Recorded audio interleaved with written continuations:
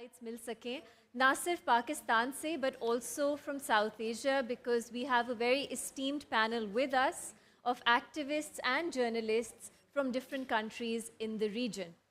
हमारे सेशन का नाम है Digital Witch Hunts. Who is the churail?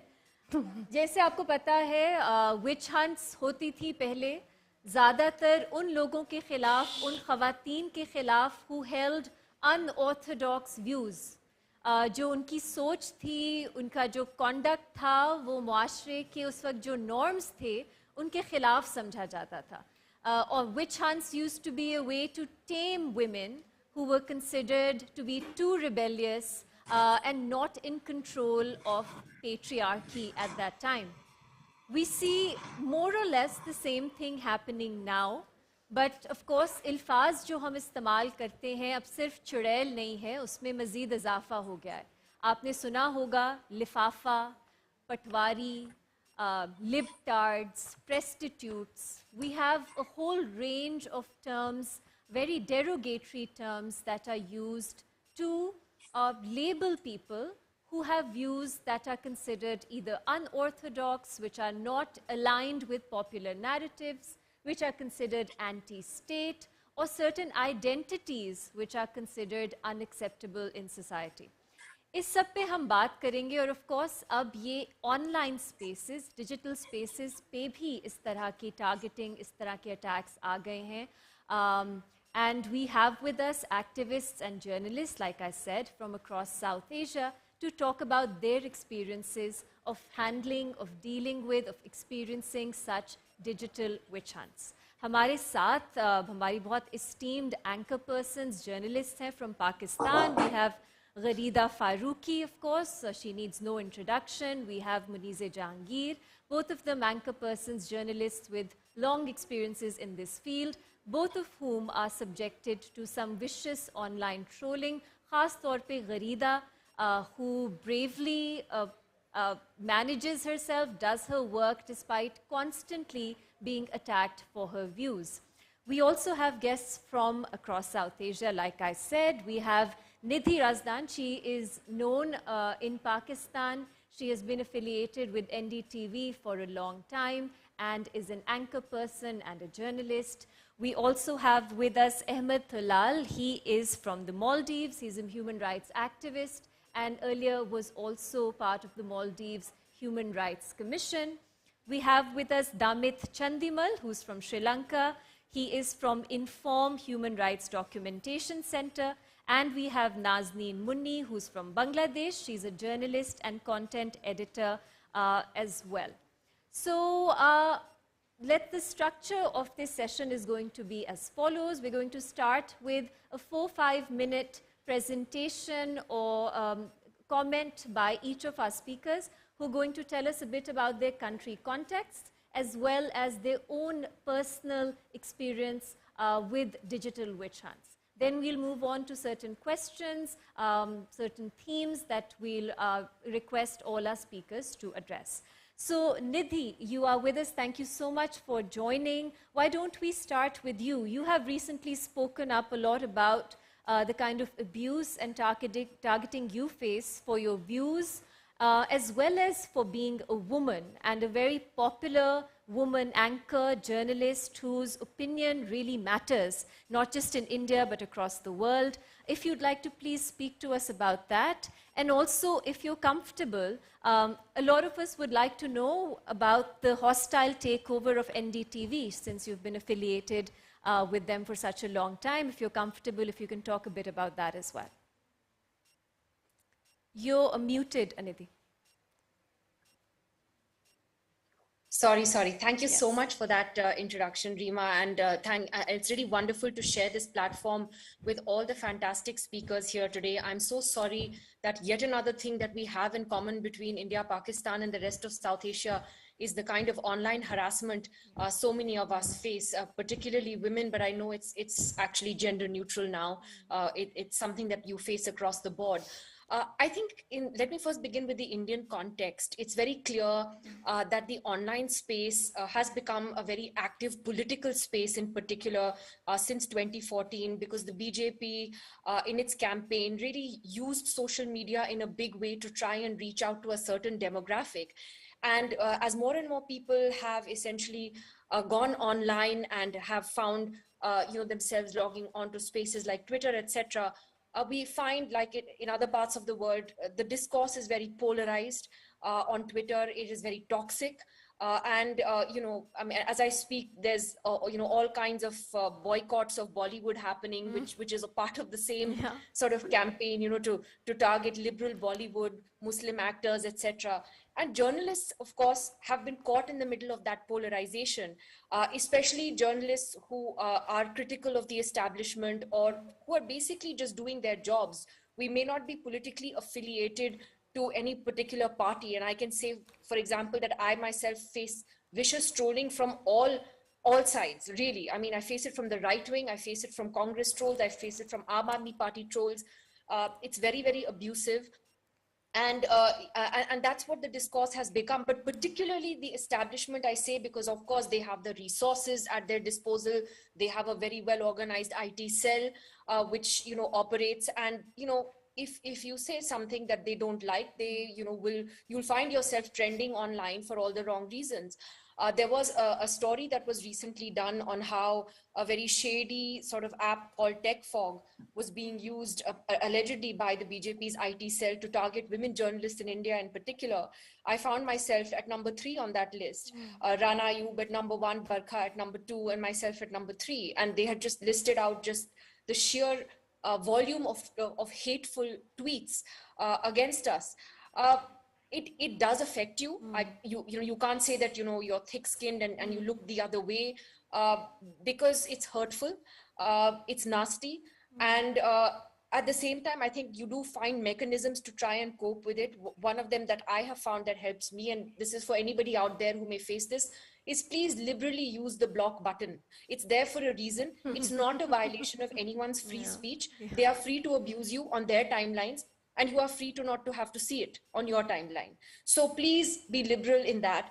Don't respond to trolls. Don't, I mean, you may want to weep, you may want to cry, you may want to scream, but as far as you can, just do not respond to any of that viciousness at all. Surround yourself with supportive people, in terms of family, in terms of friends, in terms of superiors at work that you can talk to, because I can tell you, and Rana has spoken about this, others have spoken about this, it does take a toll on your mental health as well. So having a good support system around you is very, very important. And please remember that, especially for all women out there, you're not alone. We're all going through this, whether it's my colleagues from Pakistan, my colleagues here in India, and so many other countries. We're in this together. Well, it's not like you're being singled out because you're X person. It is, I mean, I've read about it in Brazil, in other Latin American countries. It's misogynistic, it's vile, but that is the price that, in a sense, we end up paying for being professionals, for being outspoken, and for just doing our job. So we just have to find, a way to navigate, this nastiness which exists. I'm happy to take your questions on that further. This was just a very basic opening comment that I wanted to make. As far as the question on NDTV is concerned, that is above my pay grade. It is something that is still happening, and has caught all of us by surprise. Hasn't quite happened yet. So let's see where it goes. I wish I had more answers. Thank you so much, Nidhi. That's a great way to start. I mean, it gives us a foundation to move on to other conversations about other country contexts. We might see a lot of similarities, but let's see if there are any differences in the region. I'd like to go to Sri Lanka now, and Damit, you're with us. You have also spoken about this from your own particular context, from your own particular experiences. We often associate online harassment, abuse campaigns against women, but there are, of course, a lot of other, whoever is viewed as more vulnerable is from a marginalized community, be it on the basis of their gender identity, their religion, their ethnicity, they tend to be more vulnerable. And the attacks against them tend to be particularly pernicious and perhaps disproportionate. What is the context like in Sri Lanka, and what has your experience been? Yes. When it comes to Sri Lanka, I think we are now in a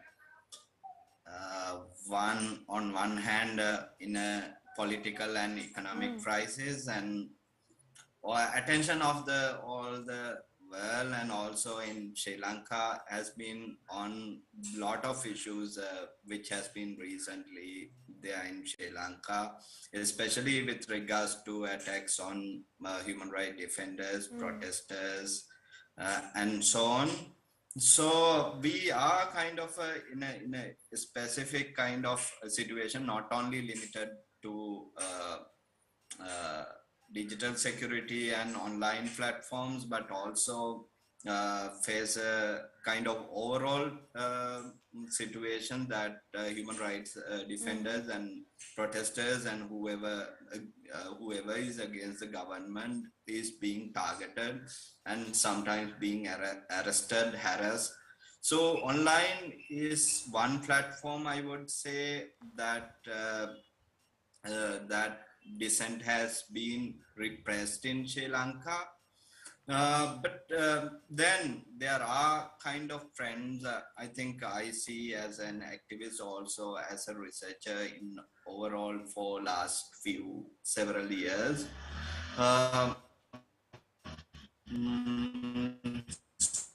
So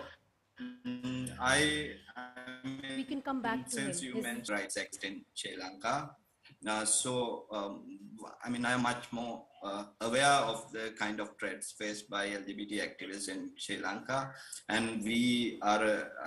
I was a part of a group to do the Sri Lanka's first. Pride parade march in Sri Lanka amidst the anti-governmental protest in Colombo. So some of them have been targeted, both online and also offline. Also, I also work with the journalist networks and human rights defenders network. So I would basically refer to certain patterns.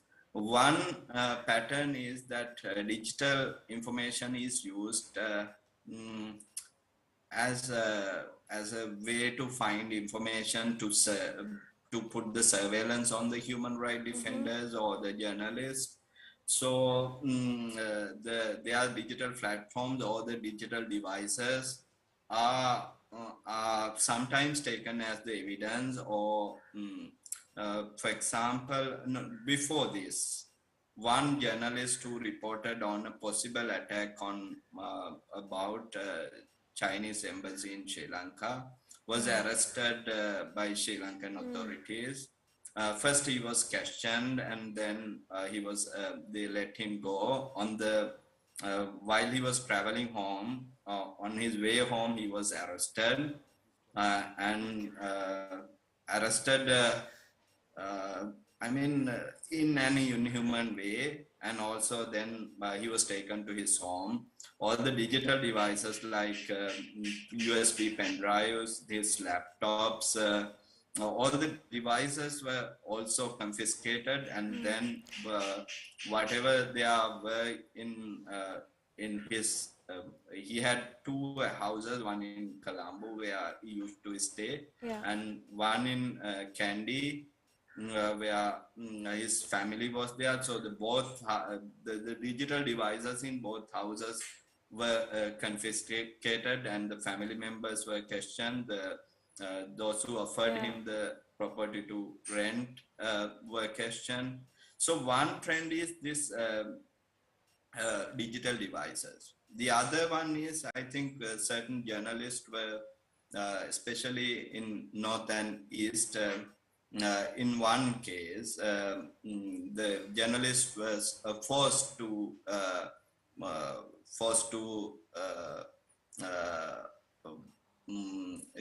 give his password and the banking information. He was questioned about where he got money.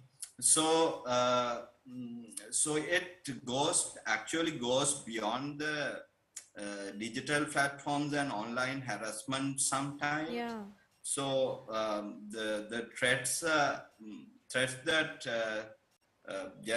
challenges that journalists face are beyond online harassment, especially when it comes from the state authorities. Absolutely. Thank you so much for pointing that out, because we've seen that in Pakistan as well, haven't we? Terrorism charges, sedition charges, contempt of court proceedings, all because of a tweet or a Facebook post. And of course, we've seen this in India as well, some very high-profile cases of exactly the same kind of pattern. Let's move to Pakistan now, and I think, Gharida, I'd like you to take the floor. You, I mean, a lot of women journalists in Pakistan and journalists generally face online campaigns and trolling. But what happens to you seems to be slightly different because of just the severity and how often it happens and how many people participate in the trends against you, how dirty, abusive, threatening they get. Can you tell us a bit about this, how you cope with it, how it impacts your work? Because it just seems unprecedented, the kind of, in Pakistan's context at least, the kind of hate you get online. Thank you very much, Reema, Umar, and thank you AGHS and Voicepkdotnet and all the organizers and everybody for arranging this absolutely fantastic conference and for having this conversation. This is very, very, very important. And thanks to all of you, all the dynamic, vibrant students, eager to learn, eager to know. You might have a lot of questions. Why is this happening to women in Pakistan? And perhaps at sometimes, some of you might have been engaged, or if not you, the people you know, your friends, or the friends of friends, or the circle of friends, or anybody you know might have been engaged in that trolling. I would say that ये अब सिर्फ एक trolling नहीं रही है. To call it a trolling is to underestimate it. This is violence. This is hate. This is anything, if anything beyond violence could have been translated. This is what is happening to women in Pakistan, and not just to women in Pakistan, but to women in South Asia and to the women in the world. This is the same pattern everywhere. I mean, आप कहीं पर भी दुनिया भर में किसी भी journalist से बात कर लें. Since I'm a journalist and we have this session talking about how the women journalists or the women activists or women working in these fields are targeted. Otherwise, तो आपको हर segment of society में नजर आते हैं. When I first read about this title of the session, Digital Witch Hunts, Who is the Churail? I was really fascinated by this. Do I look like a churail? Why am I painted as a churail in Pakistan? Okay, fine. If you have to paint me as a churail, let it be. I will fight it out. Because that's what women have been doing, like Reema Umar just described, that this has a historical perspective. And now, looking at this session composition, it's very heartening for me to see that this session is dominated by women. We have 2 men from other countries as well, but generally, this session about digital witch hunts, who is the churail, dominated by women, because this is the historical perspective.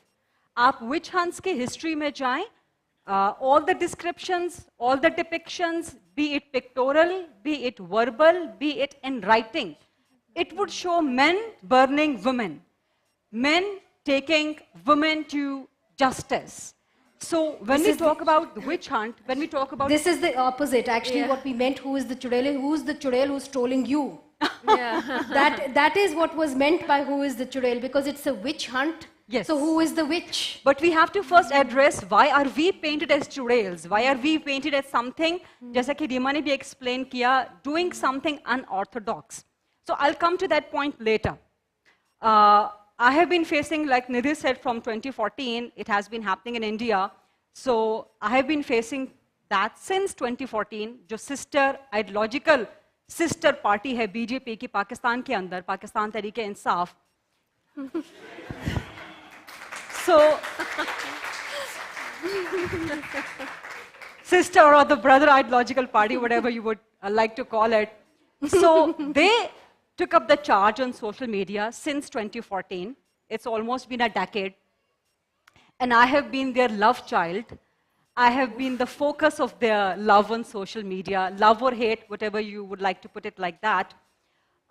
Even though at that time I was covering their very famous and infamous dharna from Lahore to Islamabad, the Azadi March, and I was supposedly their supportive anchor, working in their supportive channel, but even then, I used to face a lot of abuse from them. मेरी pictures Imran Khan के साथ लगा के, मेरी pictures Pakistan Tehreek Insaf के दीगर मर्द लोगों के साथ लगा के, उस पे इंतहा के गलीज कमेंट्स, इंतहा के lewd comments, इंतहा के vulgar comments, so ये सब चीज़ें उस वक़्त से चल रही हैं. Initially, this used to kind of hurt me कि ये सब कुछ क्यों हो रहा है, because ये बहुत initial था. 2014 वो टाइम था पाकिस्तान में कि जब ट्विटर टेक ऑफ कर रहा था. फेसबुक तो था उससे पहले ही, बट ट्विटर उतना ज़्यादा एक्टिव नहीं था. 2014 ऑनवर्ड्स पाकिस्तान में ट्विटर एंड देन इंस्टाग्राम बहुत ज़्यादा फेमस होना शुरू हो गया है. So this used to kind of hurt कि यार ये सब कुछ क्या है, I am just doing my work, so why is this happening to me. उसके बाद came 2016 and I joined another channel. So they thought that I have joined an entire channel which is anti-Pakistan Tehreek-e-Insaf ki policy, which is not like that, which was not like that, and which has got nothing to do with my personal preference. मैं जहाँ पर भी काम कर रही हूँ, I would be doing my journalistic work irrespective of what the editorial policy of that organization is. और यही वजह है कि मैं अपने 20 साल के करियर में जितने भी इदारों के साथ काम करती रही हूँ, editorial policy पे मेरा हमेशा डिबेट रहा है कि what I think is right, I would do that. I would not take dictations, I would not take the policy lines कि इसको support करना है या उसको support नहीं करना. So यहाँ पर आपका एक journalistic clash आता रहता है, but वो किसी इदारे की क्या policy है, कोई journalist उसका जिम्मेदार नहीं होता. But Pakistan Tehreek-e-Insaf has been putting me into that own political Katahara कि नहीं जी ये जहाँ पर जाएंगी हम इनको फलां चीज़ के साथ टैग कर देंगे. So उसमें when I started interviewing people from other political parties, like from Pakistan People's Party, for PMLN, from MQM, they started targeting me. कि now she is the paid of them, so she is having them as well. They just wanted कि हमारे ही लोगों को, हमारी ही सियासी जमात को focus मिले, which is not journalism at all. They did not want the other side of the narrative, the other side of the journalism to be shown. So 2016 onwards ये बहुत ज़्यादा पीक पे चला गया, so much so कि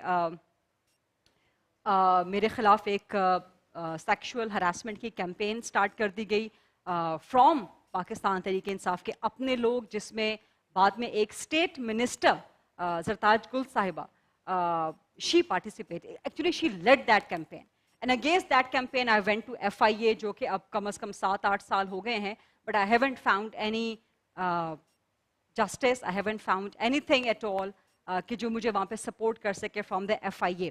So this is all very tough. जैसे मैंने आपसे कहा कि शुरू में ये hurt करता है, but then we the women we have to fight. We are talking about open South Asia. ख़वातीन को गालियाँ देने में South Asia is very open. ख़वातीन को target करने में we are already without borders. Be it any country, हम किसी को कोई हम इस पे कोई लगी लपटी नहीं रखते हैं. चाहे कोई खातून इंडिया में काम कर रही है, कोई खातून पाकिस्तान में काम कर रही है, पाकिस्तान से बैठ के लोग उसको गालियां देंगे, इंडिया में बैठ के लोग पाकिस्तान की जर्नलिस्ट को गालियां देंगे. सो वेयर वी आर माशाल्लाह वेरी ओपन. यहाँ पे कोई बॉर्डर्स, कोई वीजा का हम लोग कोई चीज कोई लिमिट नहीं रखते हैं अपना. सो ये चीज हमें आपस में So ये चीज हम सबको आपस में कनेक्ट करना चाहिए. हम जब South Asian women and the men as well. Okay, एक चीज मैं जरूर करना चाहूंगी. Yes, this harassment, this digital harassment, this digital violence, this is not gender related, but yes, on the very same perspective, this is very gender specific as well. क्योंकि हमारे कम से कम पाकिस्तान की हद तक मैं जरूर कहना चाहूंगी, मुनीज नोज एज वेल, कि हमारे जो मेल जर्नलिस्ट हैं, जो हमारे मेल कॉलीग्स हैं, जब उनको टारगेट किया जाता है, yes, they are being called लिफाफा, they are being called ghaddar, they are being called patwari, or whatever the word that comes to your mind, or even the prostitute. But when it comes to the women journalists, हमें yes, लिफाफा, गद्दार, prostitute, flan, flan, flan, सब कुछ कहा जाता है. But again, we are those abusive things as well, जो कि मैं नहीं बोल सकती यहाँ पे. हमें वो गालियाँ पड़ती हैं, हमें उस किस्म के सेक्सुअल कमेंट्स पढ़ते हैं जो हमारे मेल काउंटर पार्ट्स को नहीं किए जाते। हमारे बॉडी पार्ट्स के हवाले से हमें सेक्सुअल कमेंट्स पढ़ते हैं, सेक्सुअल हमारी तस्वीरें कहीं से उठा ली जाती हैं, चाहे वो हमारी पर्सनल हो, चाहे वो फैमिली के साथ हो, उसको मॉर्फ करके, उसको फोर्ज करके, उसमें से पता नहीं क्या क्या अजीब व गरीब किस्म का गंद और गलाजत निकाल के, ये सब चीज़ें हमारे मेल काउंटर पार्ट्स को फेस नहीं करनी पड़ती। और अनफॉर्चुनेटली मैं हमेशा कहती हूँ कि पाकिस्तान में इस चीज़ को मज़ीद समझने की ज़रूरत है, हमारी जर्नलिस्टिक बॉडीज़ को भी, कि अगर किसी मर्द पे कोई अटैक होता है तो हमारी सारी जर्नलिस्टिक बॉडीज़ इकट्ठी हो जाती हैं और बहुत vehemently they support it very aggressively. But when the women journalists are targeted with abuse, targeted with sexual harassment, targeted with digital online violence, उसको अभी उतनी ज़्यादा इम्पोर्टेंस या उसकी ग्रेविटी को या उसकी सेवेरिटी को अभी उतना नहीं समझा जा रहा. अगर एक मर्द जर्नलिस्ट को गोली लगती है और एक खातून जर्नलिस्ट को गाली पड़ती है, दोनों का इम्पैक्ट वही होता है. आप ये मत समझिए कि गोली लगने का जो दर्द है या गोली लगने का जो खौफ है या गोली लगने का जो एक फिजिकल ट्रॉमा है या सोशल ट्रॉमा है वो किसी भी तरह से गाली पड़ने से कम है. एक गाली किसी भी खातून के लिए एक मुआशरे में रहते हुए उसके लिए बहुत हर्टफुल होता है. It can damage her repute, it can damage her family, it can damage her social relations, it can put her into a physical and social trauma. So gali and goli, they are both equally impactful. ये हमारी journalistic bodies को पाकिस्तान में समझने की ज़रूरत है और इस पे हमें बहुत aggressively काम करने की भी ज़रूरत है. Sorry if I am crossing my time limit. Because I have so much to say. Of course. And our audience loved it. So thank you so much. आपने दो बहुत अहम points raise किए. पहला ये कि online violence जो है उसको normalize किया जाता है. A lot of people, well-meaning people say, ये तो होता ही है. Why are you making a fuss? Why are you trying to play victim? They perhaps don't understand the severity of it. दूसरा, online hate is a form of violence. अगर आप internationally देखें, सीडॉ की definitions देखें, आप बाकी इंटरनेशनल ह्यूमन राइट्स इदारों की डेफिनेशंस देखें, the kind of hate, abuse, attacks you face online, they will meet the definition of violence set by these bodies. So thank you for pointing that out. Ahmed, if we can move on to you. आप Maldives में you used to work with the Human Rights Commission there, and your area of focus is women's justice for women. So what is the situation like in the Maldives, and is it also women there who are disproportionately attacked online, or is the situation a bit different? Firstly, thank you for this opportunity. Yes, to answer your question, and I think having heard from my esteemed colleagues who have spoken about their experiences in the different countries within South Asia, the one thing that links all our Southeast Asian neighbours, all of us, unfortunately, is that sort of our propensity to be always misogynistic in everything that we do. And similarly, in the Maldives, going to the question that you asked, yes, there is a lot of online hatred. There's a lot of online trolling, which both men and women face. But as has been talked about on this forum, the kind of hate, the kind of violence that women face online is very different to that faced by men. And I'm also it sort of took me back a little bit to realize that, this doesn't just happen in the Maldives. I mean, the way that women are sexualized, objectified on social media for comments that they make, which men usually don't have to, is actually, is horrifying. The way that they are always, for example, whenever there are women political activists, when they go out to the streets and protest, with men, it's always seen as a form of political protest for what it is. But when women come out and protest on the streets, the narrative is always about, these women are coming out on the streets who are going to look after their children, who are going to look after their families. So obviously they're really sort of, doing something that they shouldn't be, as, it's not expected of them to be out on the street protesting for political purposes or whatever. So I think the kind of hatred that they face is in a way augmented by the fact that there is so much misogyny, there's so much gender discrimination in the country. But one thing I also want to sort of, from the Maldivian experience, both for men and women, is that the digital space has become sort of more dangerous than even the physical space these days. Just to give you a bit of a context, Maldives is a very, very small country. And we're about, the total population is just over 400,000 people. So literally everyone sort of knows everyone. So it's very easy to create, a series of vicious online attacks in a way that the larger public believes about you and sort of completely damages and destroys your reputation. More so for women because they sort of always, there is that inherent misogyny attached to the kind of attacks they face. But I also want to sort of highlight two key individuals. I mean, two of my friends who were very vehement online human rights activists. One was a blogger, the other was a journalist. Yeah. Both of them really fighting for the human rights violations that were taking place about 6, 7, 8 years ago. So in August of 2014, one of them was abducted, and to this day we do not know what's happened to him. And then a friend of mine and a friend of his who was actively campaigning to get justice for this disappeared journalist was murdered in 2017 inside his own house.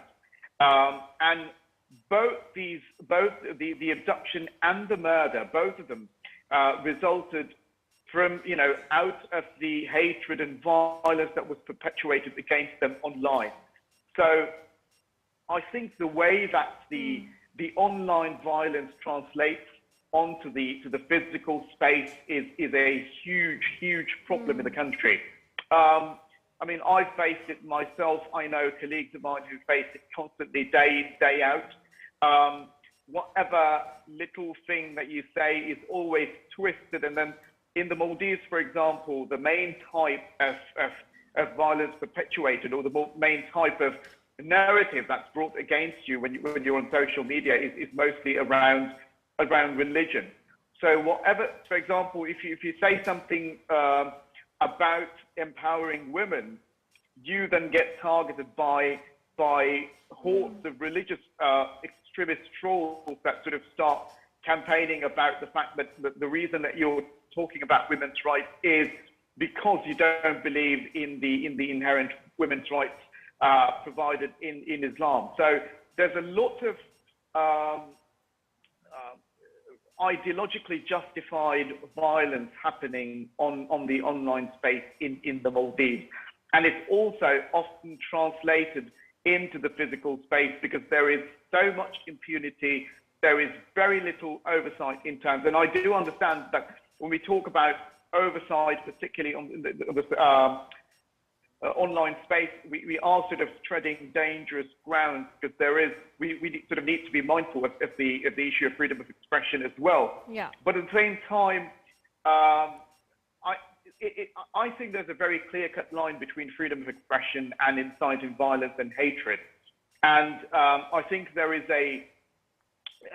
well, at the moment, for example, the current government has provided a lot more freedom of expression than has been for the last previous 5 years. So there is an openness within the social media platform, within the online platforms, but at the same time, there is a misconception, a conflation of this idea that someone expressing their opinions about the rights of women has is sort of confused with someone expressing ideas about hurting another person, inciting violence, inciting hatred.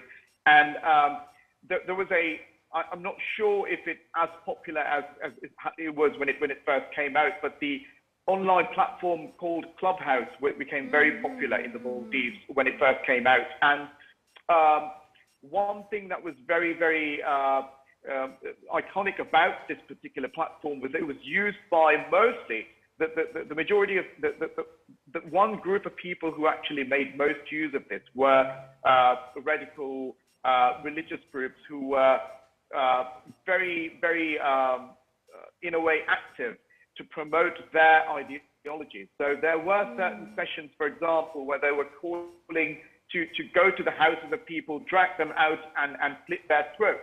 And I mean, these were clearly does not fall under the purview of freedom of expression. But sometimes when it is done in the guise of religion, conflating these ideas with religious doctrines, it sometimes becomes difficult for people to stop them. I mean, for example, this particular incident was reported to the police, but yeah. That's a really important point, and actually we have a separate question for this, so we'll come back to this, to this later. You spoke about religion. In Pakistan right now, one of Pakistan's most prominent digital rights activists, women's rights activists, she tweeted about TLP, an extremist religious party, you can say, movement in Pakistan. She tweeted about how they were in one of their gatherings making misogynist commentary. She tweeted about it, and the response immediately was the most vile online campaign against her. So we also see that it's not just political parties in the mainstream, it's also parties like religious parties here who are behind such campaign. And at times in Pakistan, at least, we've seen that that has a greater likelihood of also being, it doesn't just remain in online spaces, it can also actually lead to physical harm as well. Now let's move on to Bangladesh, and we have with us Nazneen Munni, and I was reading about what you went through earlier this year. It was most shocking and horrifying. So if you can talk about your own experience and generally what is the situation like in Bangladesh? You're on mute.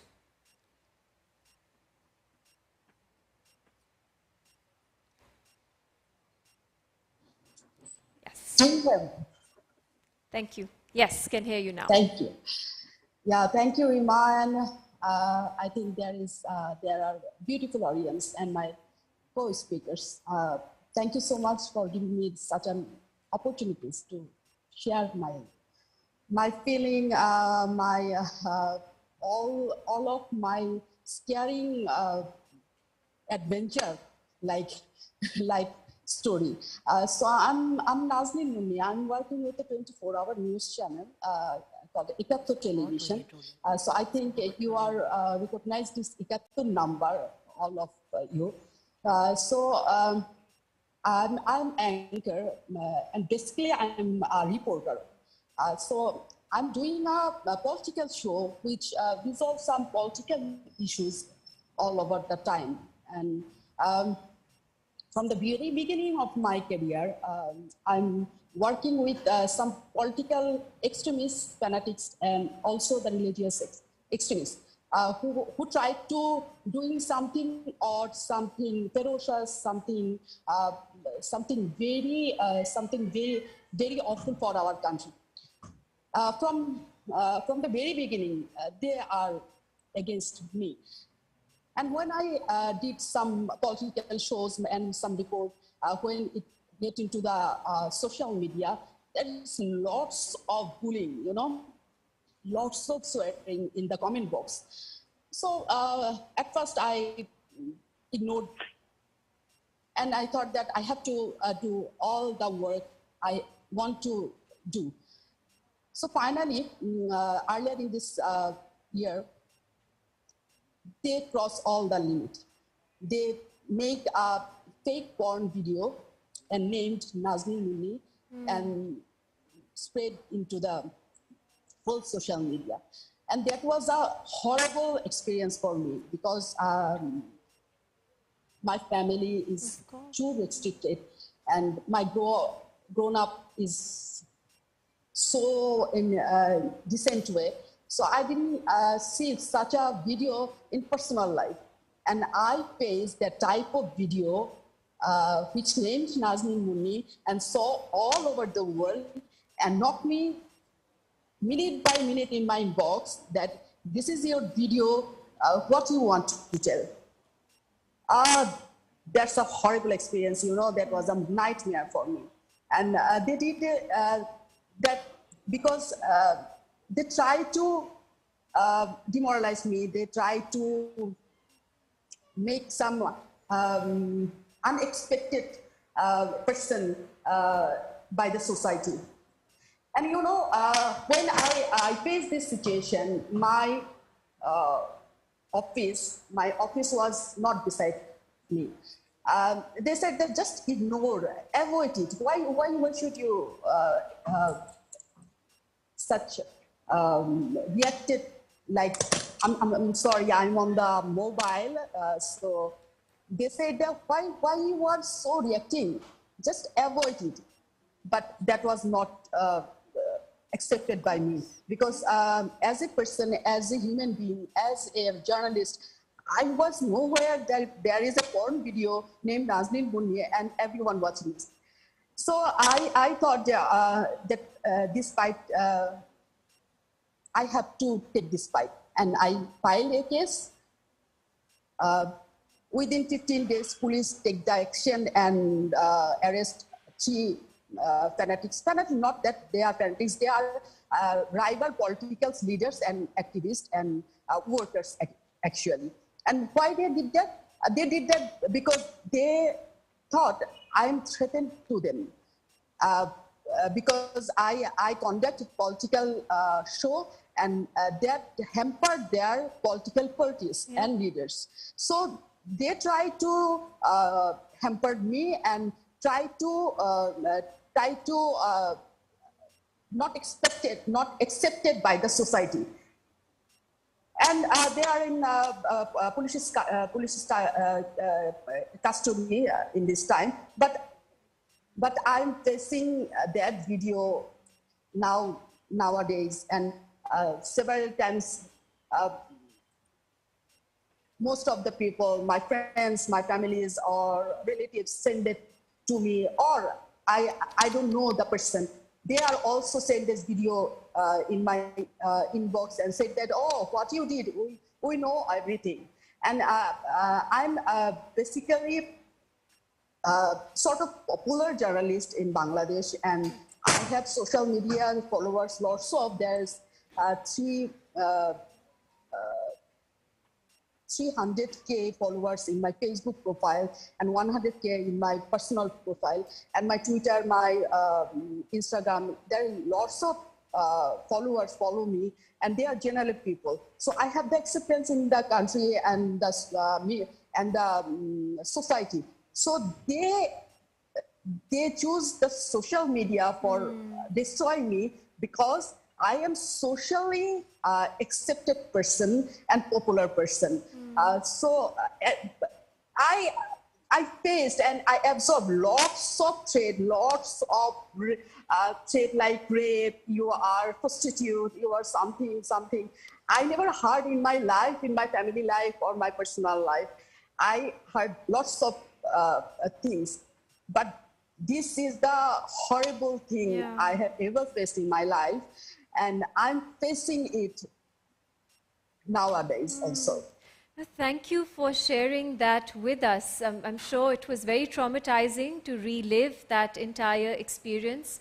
And we'll ask you later what is happening with the complaint you filed, and do you expect any form of justice? I mean, what does justice even look like after you put someone through this? We'll come back to this later when we speak about how to respond to trolling.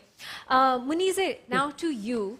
And I have to say, I'm reminded of Asma Jahangir Sahiba. She was, of course, also trolled a lot online. And once she was talking about and supporting Valentine's Day and saying something against why should Valentine's Day be banned. And trolls said, oh, would you mind if I ask your daughter out on a date for Valentine's Day? And she replied, well, ask me out first. So she had she dealt with the trolls with humor, and she seemed to have really thick skin. How do you respond to trolling? And Gharida pointed out that Tehreek-e-Insaf, PTI, is largely behind such campaigns. Would you agree? I mean, is that the churail in the Pakistani context? Well, let's firstly thank you for everybody for coming here, the audience, Nidhi Razdan, Ematulal, our friends from Sri Lanka, Muni from Bangladesh. Thank you so much for doing this and for opening up on a very important issue. You mentioned my mother. She did have a thick skin, and for her, Twitter was, and she used to call it Twitters. It was a walk in the park because she had been a street fighter. Absolutely. She had been arrested. She had been attacked. She had been assaulted by the police, nonetheless. And so she used to take this as a walk in the park. And so did I, because I had grown up seeing this. But I remember that when the trolling became too much and the PTI was in government, everybody got together, all of us women, and I'm going to try and address who is the churail. All of us got together and we said we have to address this issue. And I said to them, why address this issue? Let them call us whatever they want. Hamara kya jata hai? Hamari koi haddiyan thodi toot rahi hain. But then they said, no, this cannot be the new normal. Yeah. Our next generation is not going to be abused in this manner and say that this is the new normal. And that's when I realized that desensitizing yourself to this kind of hate is not on. And that's when we decided, if you all remember, I'll relive it, that we went and complained to the Human Rights Committee in the National Assembly. And at that time, Shireen Mazari was the Human Rights Minister, and she was brought in. And we asked her, we had started recording who were the people who were basically trolling us, and their Twitter handles. And we gave it to her, and there was one guy who was the PTI local councillor. So she said, he's not our local councillor. I said, then whose local councillor is he? If he's not on your list, then whose local councillor is it? So it's not always the churail who appears to be the churail. There is somebody behind the churail. People who often troll me, I look at their timelines. And the reason I don't block them, Rima, is because something I learned from my mother. You should always watch them because then you know where the threat is coming from. So I don't block them. Nidhi mentioned that she blocks them. And, you know, it's such a large country, I don't blame her. These were not people who were from the PTI, but they were perhaps the people who had brought in the PTI. And they were hiding behind these different identities. Let me say it openly so our international guests also understand. It was the military. Whenever I've done shows on missing persons, I know that on Twitter, I will be trolled. I will be called names. My mother will be called names. I know that when I do a show on Balochistan, I will be called names. I know when I do a show on the corruption of the military, it will happen. Of course, PTI trolls, there is no doubt about that. But I do not know who uses PTI to troll also. And that is something that they should address now that they are no longer on the same page.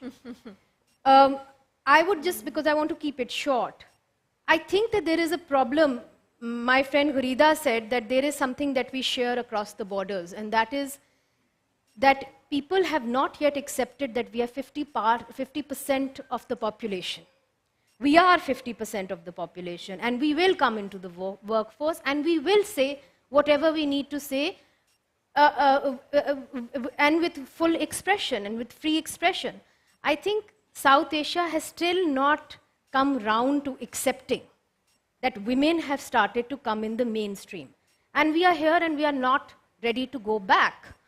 So I think there first needs to be an acceptance of that. And secondly, I think one of the effects that trolling, especially sexual abuse, has, that inadvertently you start thinking that because you are going to be sexually abused, you start also self-censoring yourself somewhere.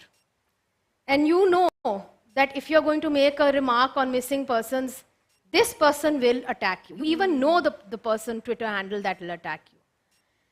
I hope that not just in Pakistan, but in India, where they need it now, in Sri Lanka, in Maldives, where my friend Nazneen Munni is, that women will come together and they will find the churail. Because ab churail ki shamat aani chahiye. And the churail should be called out. And there should be, and I offer from this platform that AGHS Legal Aid will do all free cases of women who have been trolled sexually online. And we will be happy to do those cases. Because unless the churail is held accountable, I do not think that the society will learn a lesson and they will recognize that we are 50% of the population. Thank you. We'll come back to what should be done in response to trolling, because as a lawyer, I start thinking about how this can be misused. If you start taking legal action against trolling, where do you draw the line? When is trolling a criminal offense? When is trolling some other kind of offense? Is regulation a better way to deal with it? Sometimes perhaps we will have to learn to ignore, and the most important thing, finding who is behind these campaigns, because it's not just one person. They're armies who are trained, who are given resources. It's not just something that happens organically. We'll come to this later. I wanted to speak about, I was reading this book, What is Populism? And in that, the author argues that populist governments and populist movements who claim that only they represent the people, everyone else is an imposter, they tend to use such weapons, such tools more. Why? Because if they see that there are enough of people who are actually going against their narrative, the entire premise of their politics falls flat. Because the premise is that they alone represent the people, they're the true representatives. So Nidhi, if I can come to you, is this the experience in India? I mean, does this resonate? That those who are behind these campaigns, these troll armies, they want to show that only they represent the people. Any other critical dissenting voice has to be called illegitimate or not credible. I think that's very true. And I think that, these are the people then who also need to, have enemies, as it were. And they need to, tell their faithful that, look, these are the enemies. Whether they're imaginary or real or whatever, but that's how you then whip up hysteria and sentiment, etc. In India, unfortunately, this is now a problem, as I briefly mentioned at the beginning, that's gone beyond even the ruling establishment. You criticize any mainstream political party today, even the Congress, even the AAP, and the kind of vicious online campaign that is launched against you, especially if you're a woman journalist. So these are unfortunate tactics that they've all learned from each other. And I think that the commonality is actually just inherent misogyny. Right. So it doesn't matter what your political ideology is. Right. And even whether you're an Indian or a Pakistani, or even frankly, Munize, I see it in the American media also, women journalists being trolled so badly. The misogyny is so inherent. It's just, I think it just essentially comes from that inherent sexism more than anything else, which transcends boundaries. A little anecdote I'd like to share here. I was being asked by a lot of social media accounts to condemn sexism that Maryam Nawaz Sharif had apparently used a sexist word. Now, I woke up one morning, thousands of notifications asking me to condemn, but how were they asking me? By calling me sexualized abuse. That, can I say it here?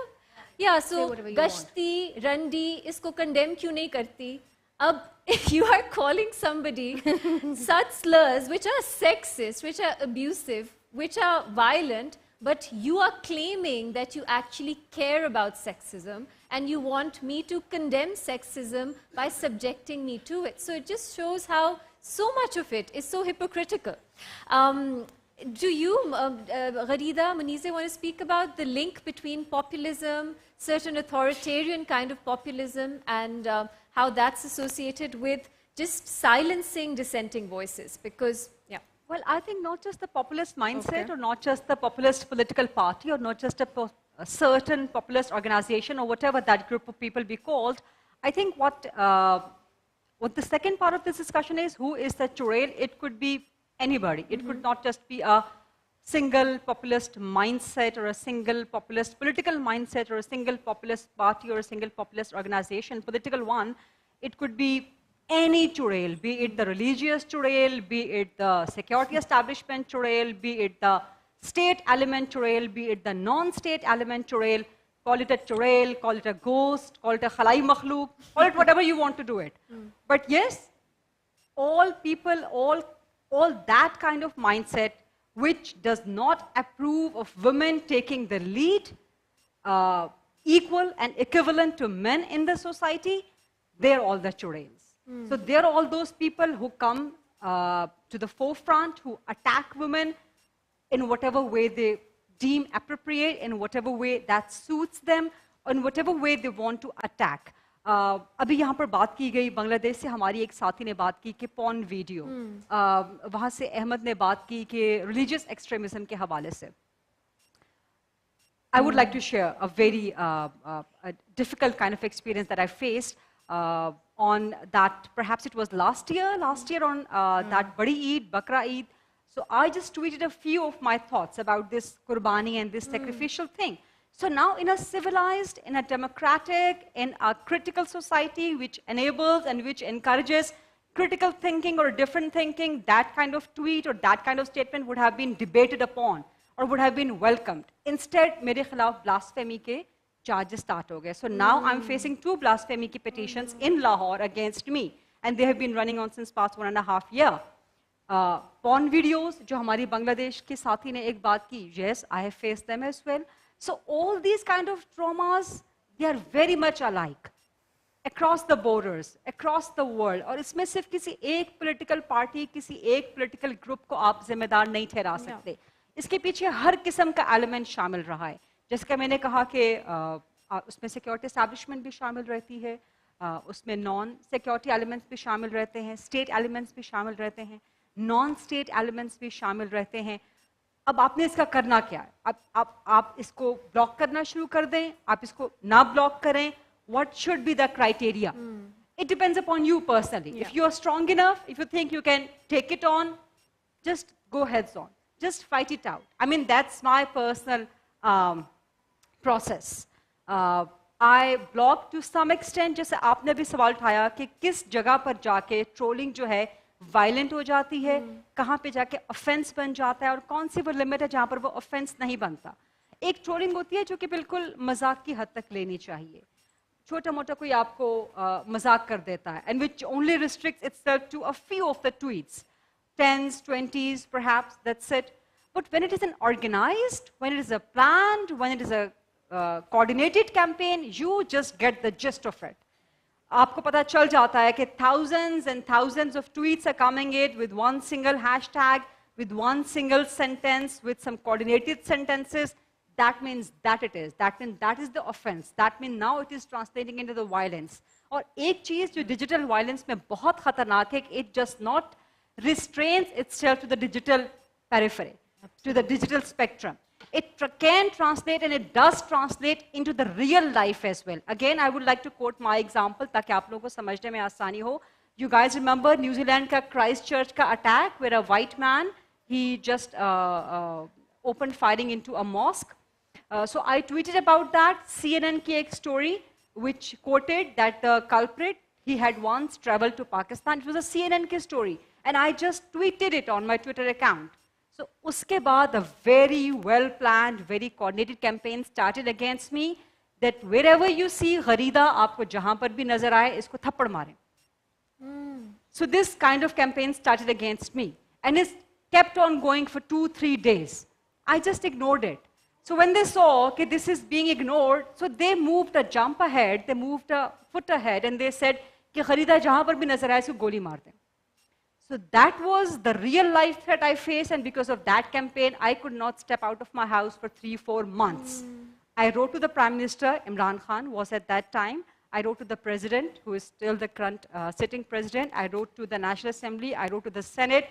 I wrote to all the opposition leader, I wrote to all political parties. But again, and I again went to FIA, so my 7 to 8 petitions as of now we speak are still lying like ducks in FIA. Nothing is happening on there. So we must come to that part, Yes, we'll come how to tackle that. What are the organizations doing to keep women secure, to keep journalists secure from the digital online violence, from the harassment, from all these kind of things? So I think I should just...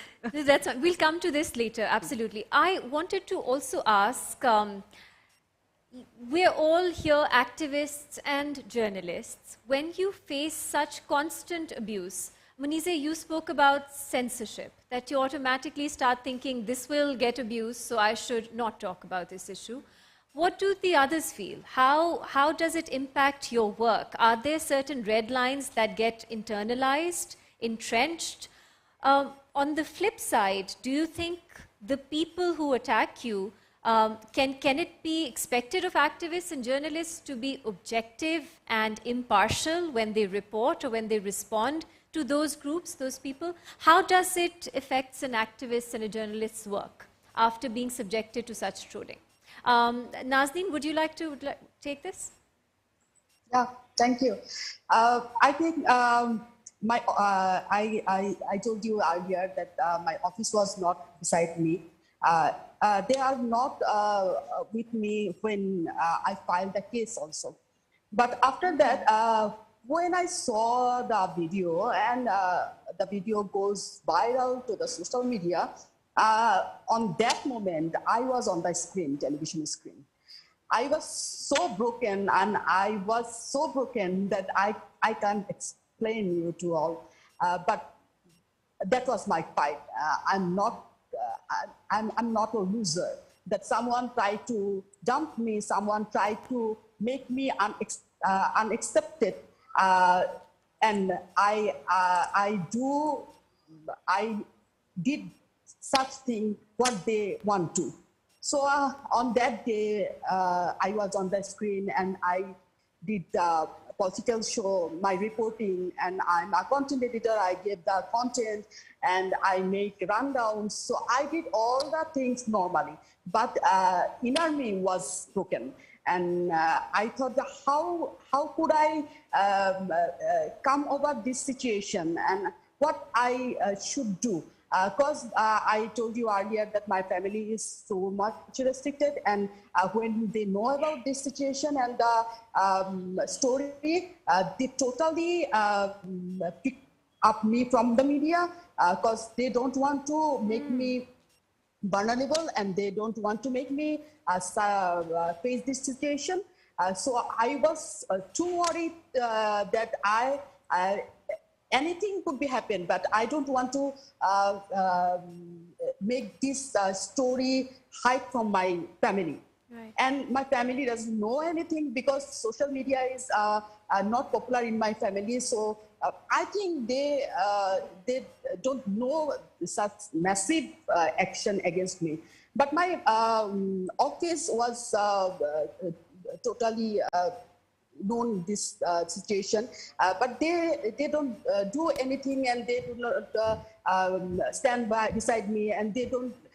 Just they ignore all the thing. And when I informed my bosses, my colleagues, and my friends, they said, "Okay, it could happen. Just ignore it. Just don't make any discussion about this." Such a lame talk they talked with me. But at that time, I need a strong person who can hold me, who can guide me to face this situation. But there was no one. So I was so down, and I thought that what I'm doing for the government, for the office, for myself, for the journalist, or what I'm doing. There is nobody beside me. So you guys are discussed about trolling. I think this is not troll. Trolling meaning some lame fun or something like that. But what we are facing is just like a abuse and. Yes, absolutely. And as Gharida said, this is violence, This and is not troll. Yeah, this is not troll. and those who try to ignore this situation and ignore this matter, I think they are main culprit and they are main criminal. Yes. Because if you are ignore all the time, all they are doing all time such a thing, and they demoralize, they dump, they made unexpected by the society, all of us. Yes, so absolutely. we should move on. We should stand strong. You can't do this. You can't Absolutely. do this. And I'm telling a thing that all this happen year by year. I'm facing such a thing. And when some fanatic, when some mental patient, I must say, when some opposite political parties leader or activist or religious extremist who make a comment on the social media is public, you know. There is name, there is his or her whole comment, this awful comment, that threat, all things, but there is not a single step taken by the government or by the by our own channel or house station. Yeah.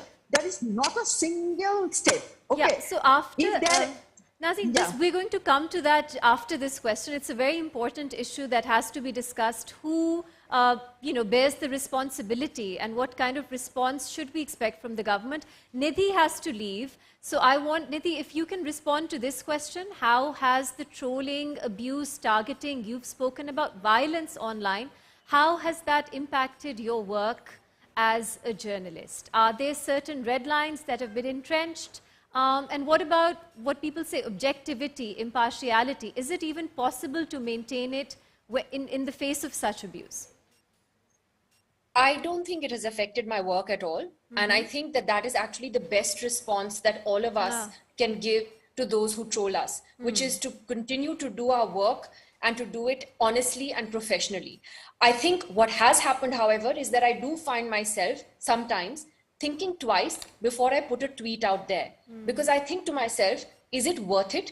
Is it worth the sort of abuse I'm going to face over this? So yes, I will tweet from time to time on certain issues that I do feel very strongly about.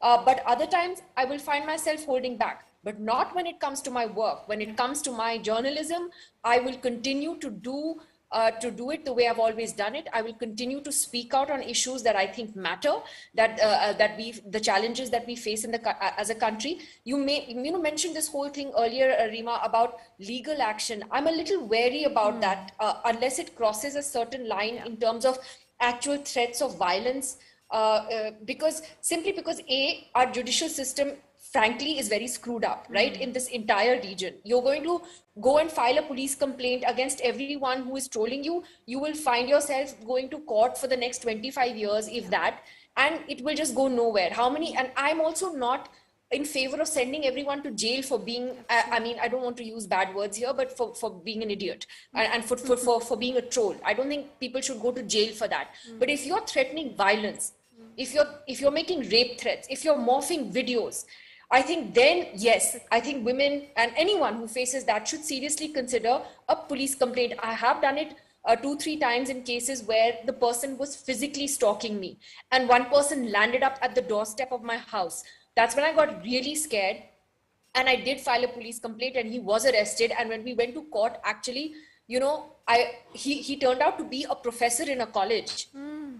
It was so shocking that, he was like a stalker and a troller and all the rest of it. And the judge, I told the judge, I said, if he makes a pledge here in court to leave me alone, and I'm willing to drop, the case against him. And the judge was so angry with me and said, no, you should make an example of this guy. I'm sending him to jail for 2 nights for this. And, he did that, for 2 nights because I insisted that, okay, I didn't want to punish someone's entire life for making a wrong decision. But I do think, yes, do take action if you feel threatened. And otherwise, look, when it comes to blocking, I think Munize has found a mechanism with which she deals with this without, and she feels comfortable doing it without having to block anyone. I feel more comfortable blocking abusers because I think we all have different ways in which we deal with things and how it affects our mental health. And I think that when it does affect your mental health, block it. You don't have to see that bakwas. You don't have to see all the abuse directed against you.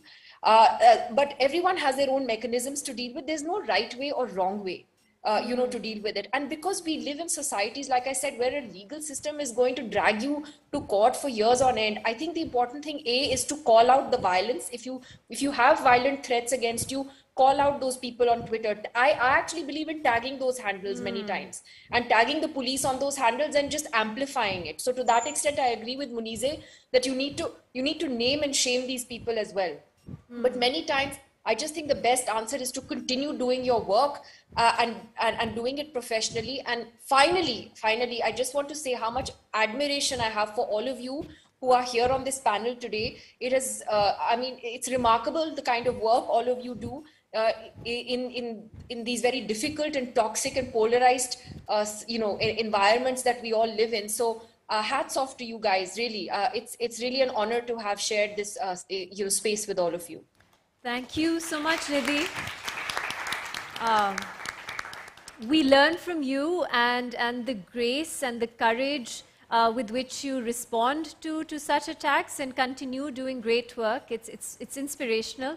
Last thing I want to ask you, 1 minute only, is the importance of solidarity among women activists, journalists. Do you see that in India? Do we see that? I mean, we're talking about bringing South Asia together. Are we together even in our own countries? And how important do you think that is? To some extent, yes. Unfortunately, not as much as it should be. And I think that's just to do with the polarized political environment in which everyone sort of got divided into different WhatsApp groups. And, therefore, it depends on which side of the ideological divide you lean on. And, then you will decide which cause you're going to rally around. So, however, despite that, I have to say I have a fantastic set of colleagues and friends.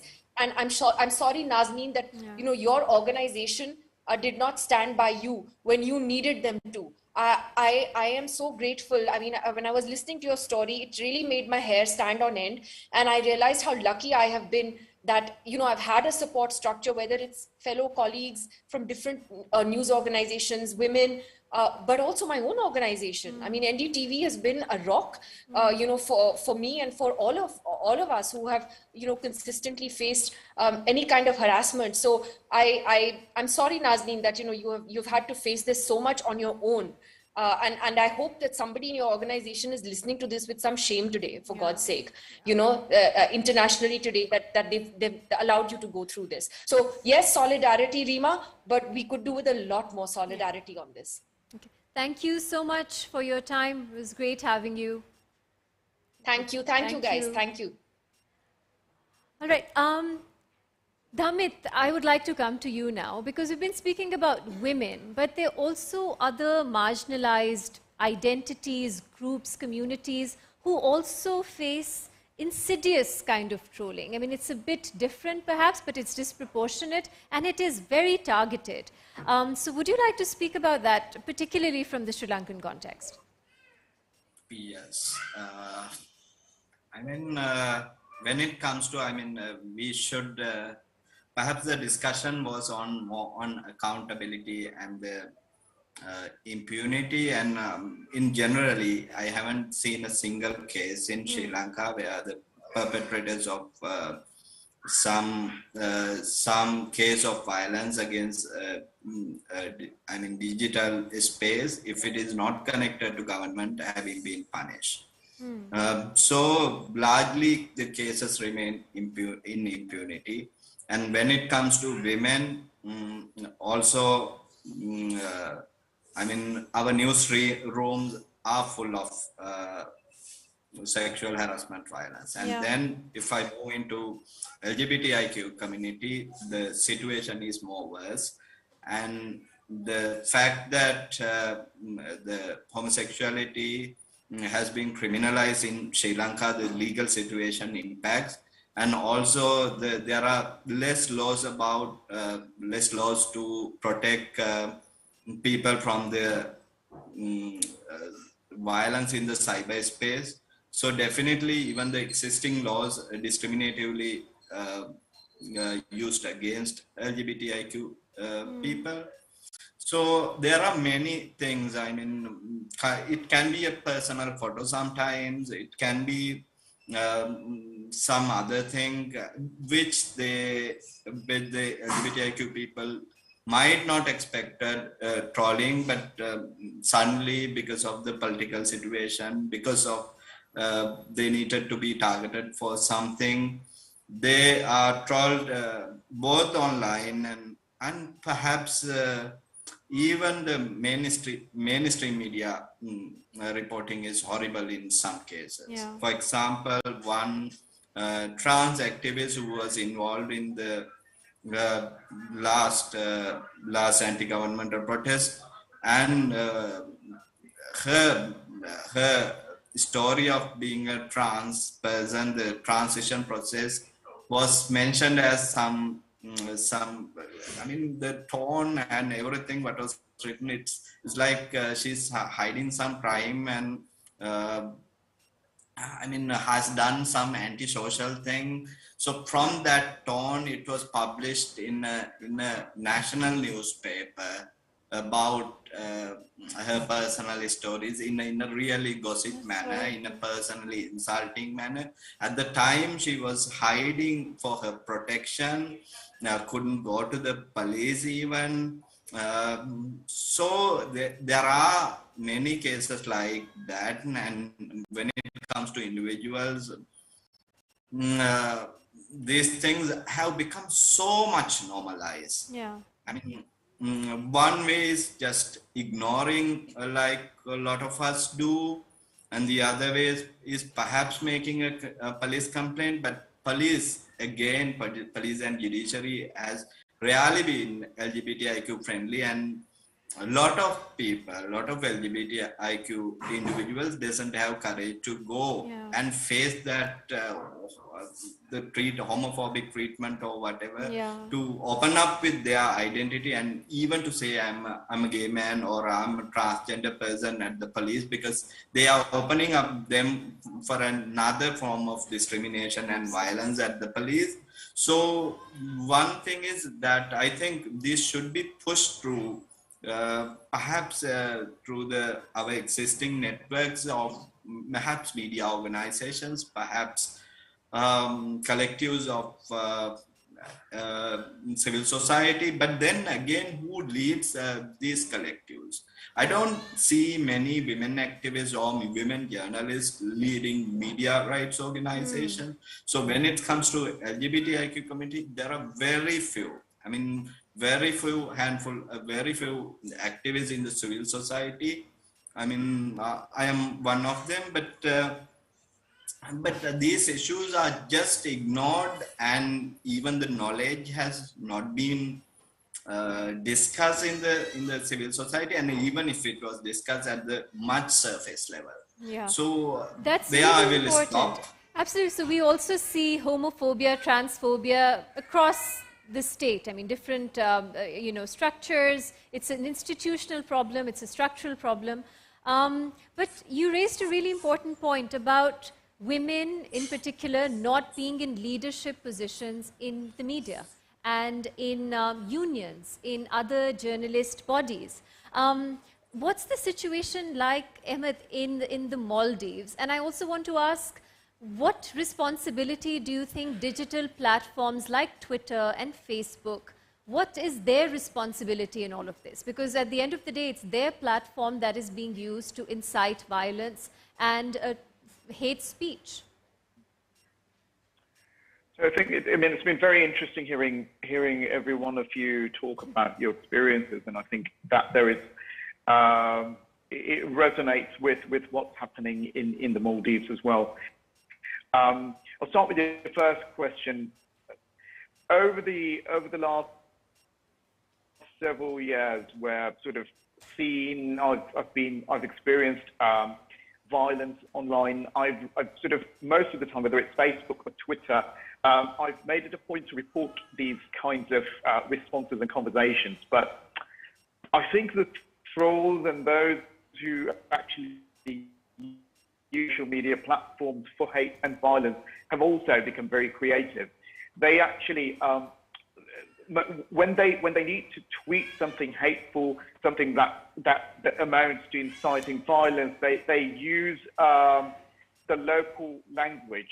They don't use English. So when I report it, the algorithms don't pick it up as something that violates their community. For example, if I get very irritated by a comment and use a profanity, if I use the F word, for example, then my tweet will get flagged as being inappropriate. So I think there is a responsibility, an inherent responsibility of these social media platforms to actually change the algorithms with which they work to make sure that trolls and people sort of perpetuating hate online don't get away with using these loopholes. And I also want to very quickly sort of address the question you started with about self-censorship. And unfortunately, every single day since I joined Twitter and since I've been part of the social media, I've had to rethink what I'm putting out on social media, primarily because I am literally fearful of the hate and violence that will be perpetuated as a result. And this is much worse for women and sexual minorities in the country. Just to give you an example, most of the time when I tweet about things, the pushback coming from trolls and some of these people creating hatred and violence online is that I'm homosexual. I'm sort of deemed to be the highest level of insult they can sort of come up with, and unfortunately they don't realise it's not an insult that I sort of take as an insult, but they feel that because they find it insulting, that, you know, labelling someone as homosexual would, I mean, the problem is that labelling someone as a homosexual in the country is very dangerous for the person that's been labelled, because and therefore, because of the widespread homophobia and the widespread misogyny, there are things that they can use, labels that they can use, which become more dangerous for certain groups of people, for example, women and sexual minorities. So I think, I mean, just to make a bit of light joke, the kind of things that I face most of the time is recently I actually tweeted asking my friends on Twitter where I can get a good raincoat. And the response from some of these trolls was, maybe you should find a place where they can get a good bottle of shampoo. So many times it focuses on physical appearance, but most of the time it focuses on my head. But with women, as has been discussed on this platform, it's much more vicious.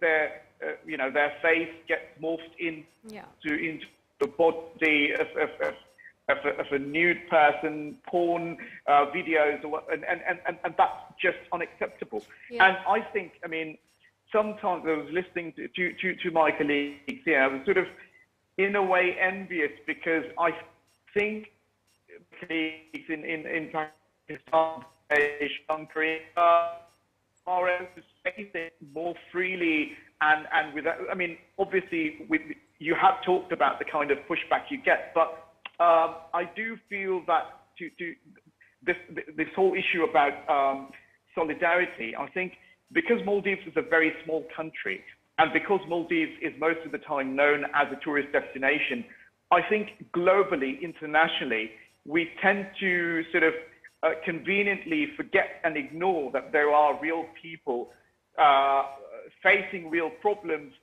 that people in other larger countries face.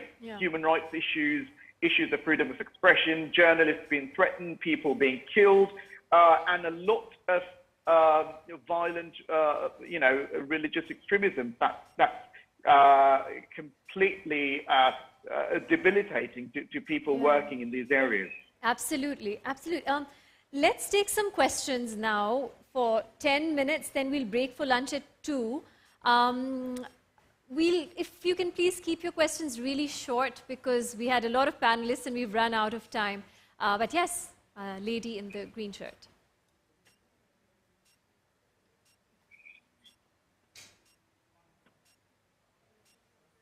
It's not working.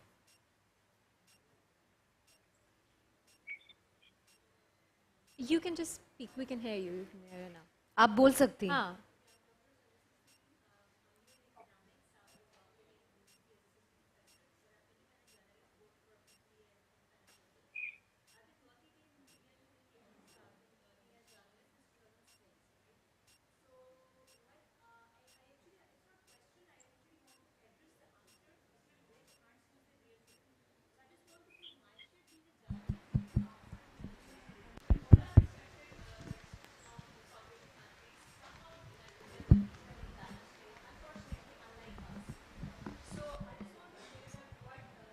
He has said is half true. It's certainly true, but it's not the complete truth.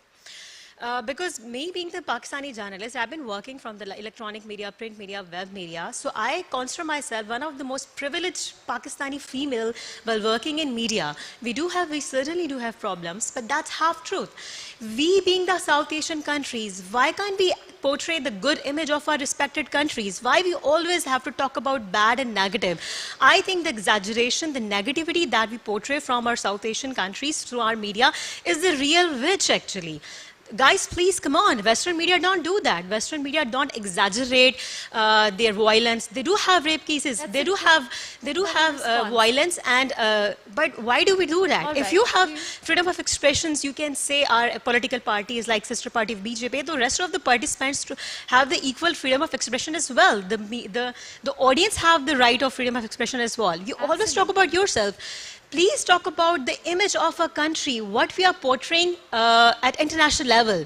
Please talk about your national interests. South Asian countries, talk about your national interests. Come out of your personal shells. Talk about the national interests of your country.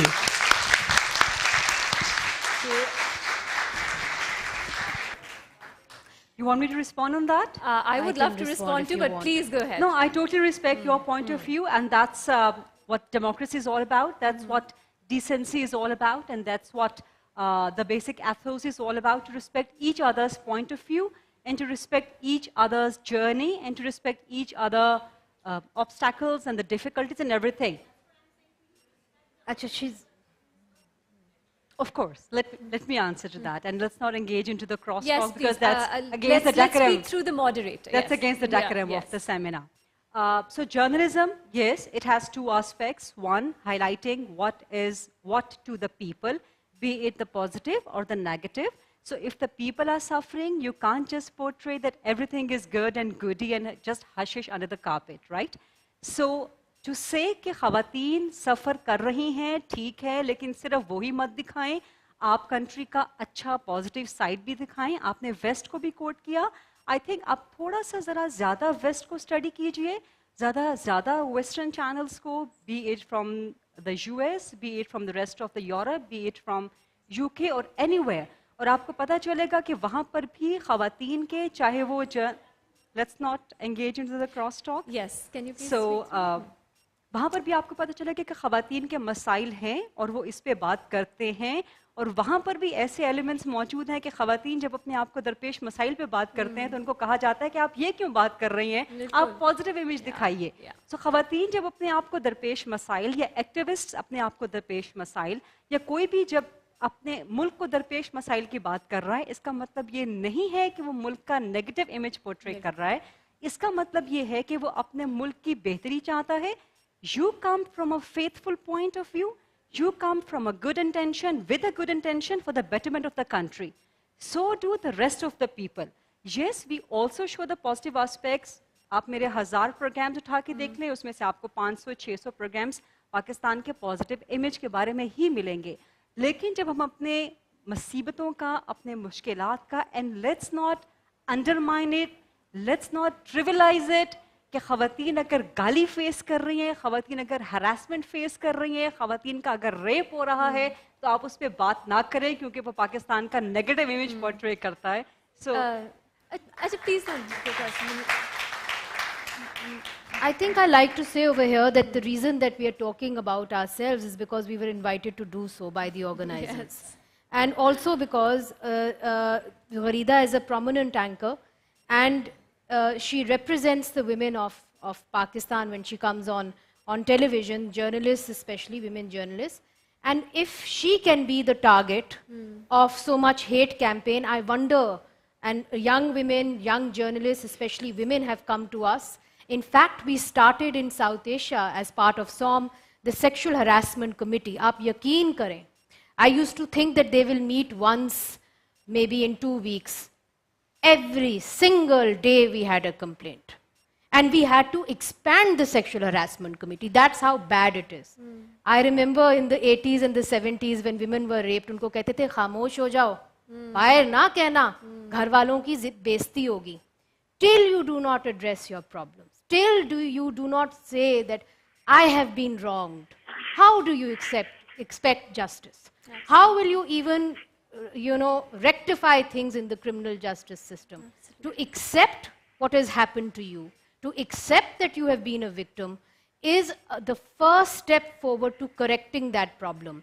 Right now, I'm not interested, in what you portray. Right now, it's much more important to give protection to women. That is much more important. और image तभी ठीक होगा जब यहाँ पे चीजें नहीं होंगी. आप क्या समझते हैं? आप चुप कर जाएंगे, किसी को कुछ पता नहीं चलेगा, बाहर पागल बैठे हुए हैं. So the thing is that even the West, look at the Ohio rape case, how much media attention the American media gave it. Look at the Gujarat rape case in India that is going on. Look at how much media attention it gave. It is because women should protect one another. They should say no to rape. And they should say no to sexual harassment. So I think that by identifying issues, you're not painting a bad image of your country. I think you're trying to rectify problems that exist and serious violence against women, which should be addressed. And जहाँ तक image of Pakistan का सवाल है, तो वो तो foreign office बैठा हुआ है, उनको तो हम तनख्वाह देते हैं इस काम का. And I'd just like to add a few words that to me, highlighting human rights abuses and violations is the highest form of patriotism, because you're actually trying to improve your country and make it meet your aspirations that we all want Pakistan to represent. Anyone else? Yes? Yes, please. Yes?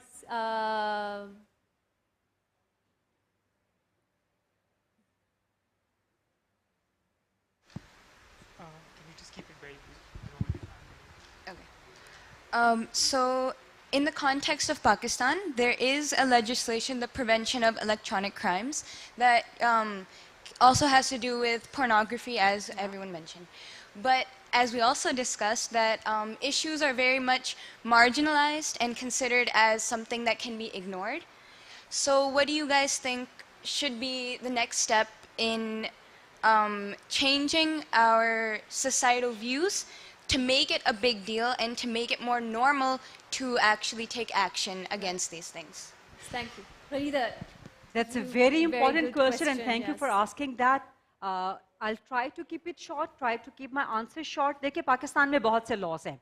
हम हमेशा बैठ जाते हैं, हमारे legislators, हमारी organizations, हमारी civil society, हमारी media bodies बैठ जाती हैं कि जी लिखते रहे पेपर, काले करते रहे, फ्ला, मोटे मोटे लफ्ज जो मेरे कम से कम सर के ऊपर से गुजर जाते हैं अंग्रेजी के, मुझे समझ ही नहीं आते कि मेरे राइट्स क्या हैं. आपको इन मोटे मोटे अंग्रेजी के अल्फाज पे मुश्तमिल लॉज नहीं चाहिए.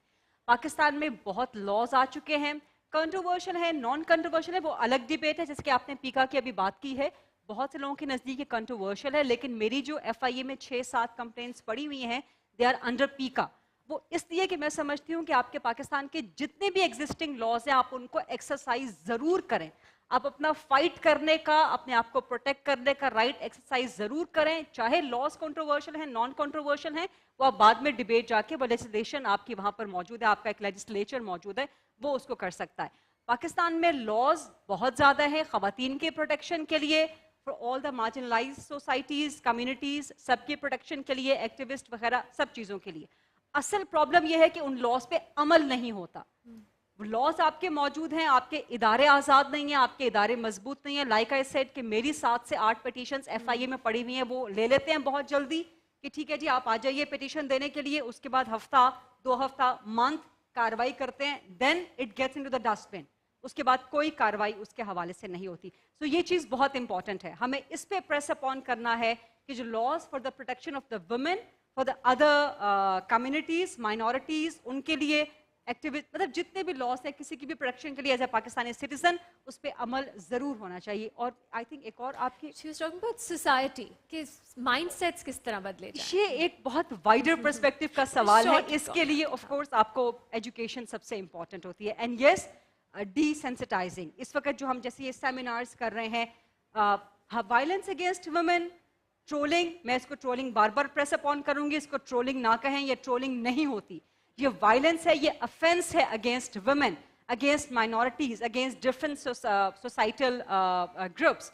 सो इसको प्लीज ऐसे ही लिया जाए. इसके बारे में जितना एजुकेट करेंगे, जितना एक दूसरे के साथ बात करेंगे, जितना इसको फाइट आउट करेंगे, उतना ज्यादा ये रिड्यूस होना शुरू हो जाएगी. It comes from the mindset, it has to be fought with the mindset, and it should not become the new normal. Like Muneeza said कि यार गालियां पड़ती हैं, ठीक है पढ़ने दो यार, कोई फर्क नहीं पड़ता. It should not be like that. आपको फर्क पड़ना चाहिए, but in a positive way, कि आप उसको फाइट आउट करें, उसके अगेंस्ट अपने शेल में आप बंद ना हो जाएं. हमारी खवातीन क्या करती हैं, वो फौरन शेल में डर के बंद हो जाती हैं, सोशल मीडिया से दूर हो जाती हैं, अपने जर्नलिस्टिक करियर, जैसे मुनीज़े ने कहा, सेल्फ सेंसरशिप स्टार्ट कर देती हैं कि मैं ये लफ्ज लिखूंगी तो पता नहीं क्या रिएक्शन आएगा, मैं ये जुमला बोलूंगी तो पता नहीं क्या रिएक्शन आएगा. इस चीज से डरना नहीं है. आपने फाइट आउट करें, इदारों के पास जाएं, मुश्किलात आपको फेस करनी पड़ेंगी, but that's how the next generations would be safe and secure. Thank you. Final question. One last question. One last question. Then we'll wrap up. Sorry.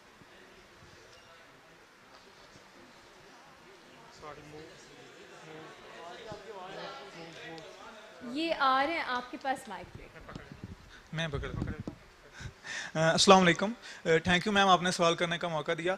तो मैम मेरा सवाल आपसे है कि मैम जो व्यूमेन अपना जर्नलिस्ट हैं हमारी, तो अगर एक व्यूमेन जर्नलिस्ट, जिस तरह मैं आपकी एग्जांपल कोट करना चाहूँगा कि आपने एक पार्टी के नैरेटिव के खिलाफ बात की और फिर आप वो अब्यूजिव लैंग्वेज की बात कर रही थी, तो सोशल मीडिया पर ट्विटर पर एक पीटीआई के ऑफिशियल अकाउंट पर आपको हिट किया गया. जी फॉर गुरीदा फरूकी था वो, जी फॉर घटिया, वो आपको ट्विटर पर एक पूरी कैंपेन चलाएगी आपके खिलाफ.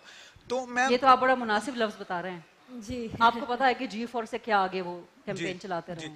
तो मैम उसके बाद आपको पैमरा का नोटिस आया. तो मैम मेरा क्वेश्चन ये है कि बजाय इसके कि पैमरा इन जो पॉलिटिकल पार्टीज हैं उनको कंट्रोल करे कि आप जो जर्नलिस्ट हैं उनको हिट ना करें, ये वापस जर्नलिस्ट को हिट कर रहे होते हैं. तो पैमरा को कौन सी जो स्ट्रेटजीज अपनानी चाहिए जो व्यूमेंस हमारी जर्नलिस्ट हैं उनको प्रोटेक्ट करने के लिए? Again a very important question. लेकिन unfortunately PEMRA has always been used as a political tool, as a political apparatus. जो भी गवर्नमेंट आए उसके हाथ में वो इस्तेमाल होता रहता है. और सरकारी नौकरी हमारे यहाँ मुल्क में ऐसा ही होता है कि जो भी सरकार है आपने उसको खुश करना है तो ही आपकी नौकरी सस्टेन रह सकती है. अगेन पैमरा के बहुत से लॉज मौजूद हैं कि आप, and Reema knows them as well, हमारी लीगल फ्रेटर्निटी भी उसको जानती है कि पैमरा की भी कुछ बाइंडिंग्स हैं, कुछ रिस्ट्रिक्शंस है कि आप कहाँ पर जाके किस तरह ऑपरेट कर सकते हैं. लेकिन जब पॉलिटिकल गवर्नमेंट्स मैनूवर करती हैं तो फिर आप ज़ाहिर है सरकारी बाबू हैं, आपको नौकरी अपनी बचानी है, तो आप उसमें कुछ ज़्यादा ऑपरेट कर नहीं सकते. तो फिर आप इस तरह के नोटिस वगैरह भेजते रहते हैं जो कि नहीं होना चाहिए. इसको एड्रेस करने के लिए हमारी जर्नलिस्टिक बॉडीज़ मौजूद हैं, ऑर्गेनाइजेशंस मौजूद हैं. मुझे जब नोटिस आया तो मेरी ऑर्गेनाइजेशन ने स्टैंड लिया, विच इज़ वेरी रेयर, लेकिन आई मस्ट अप्रिशिएट कि उन्होंने स्टैंड लिया और हमने उस केस को फाइट आउट किया और हमारा वो केस फैसला हमारे हक में आया. इसी तरह से जर्नलिस्टिक बॉडीज़ हैं. सो ये both of these things they go hand in hand. ठीक है. Thank you so much for your questions. Last comments from each of our speakers. 10-15 seconds में अगर आप please limit रखें.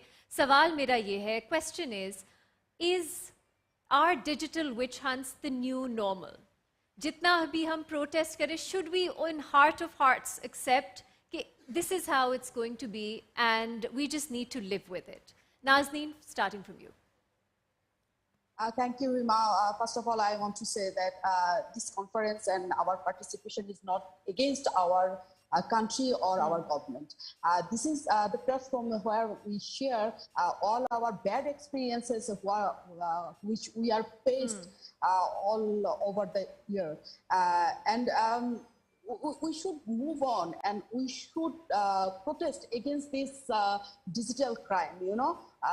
because this is not from our government or not from our country. This is done by the people who are sick and fanatic, political fanatic or religious extremists, something like that. So why should we give access those people? We should stand against them, and we should do something strong step against them.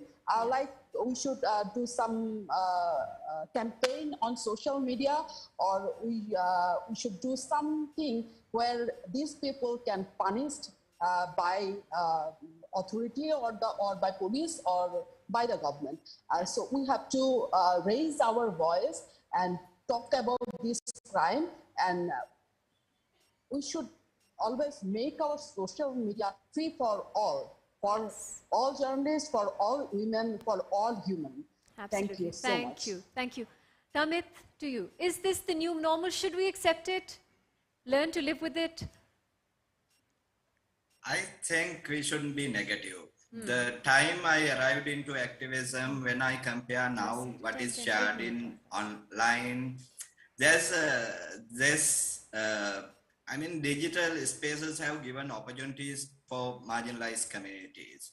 So it's not the same shit I am hearing the 10 years back. Now I see a lot of progress has been made. The other thing is, I mean, social media is not a new world or something. It's a depiction of our own societies. So society has to change, and the social media spaces also will change. Absolutely. So, I mean, at the same time, it is a lot of negative and a lot of harassments, a lot of cyber violence. At the same time, the opportunity it has given to people to speak out, not to be forgotten. Yes. So things, I mean, earlier it was mainstream media, institutionalized voices that were there, that could easily politically and using the wealth that can be manipulated, and now not anymore. So we have to deal with these issues and continue the fight. So I am sure after 10 years, we will have new problems, but not the same problems. We will progress. That's I am. Thank you. Ahmed, same question to you.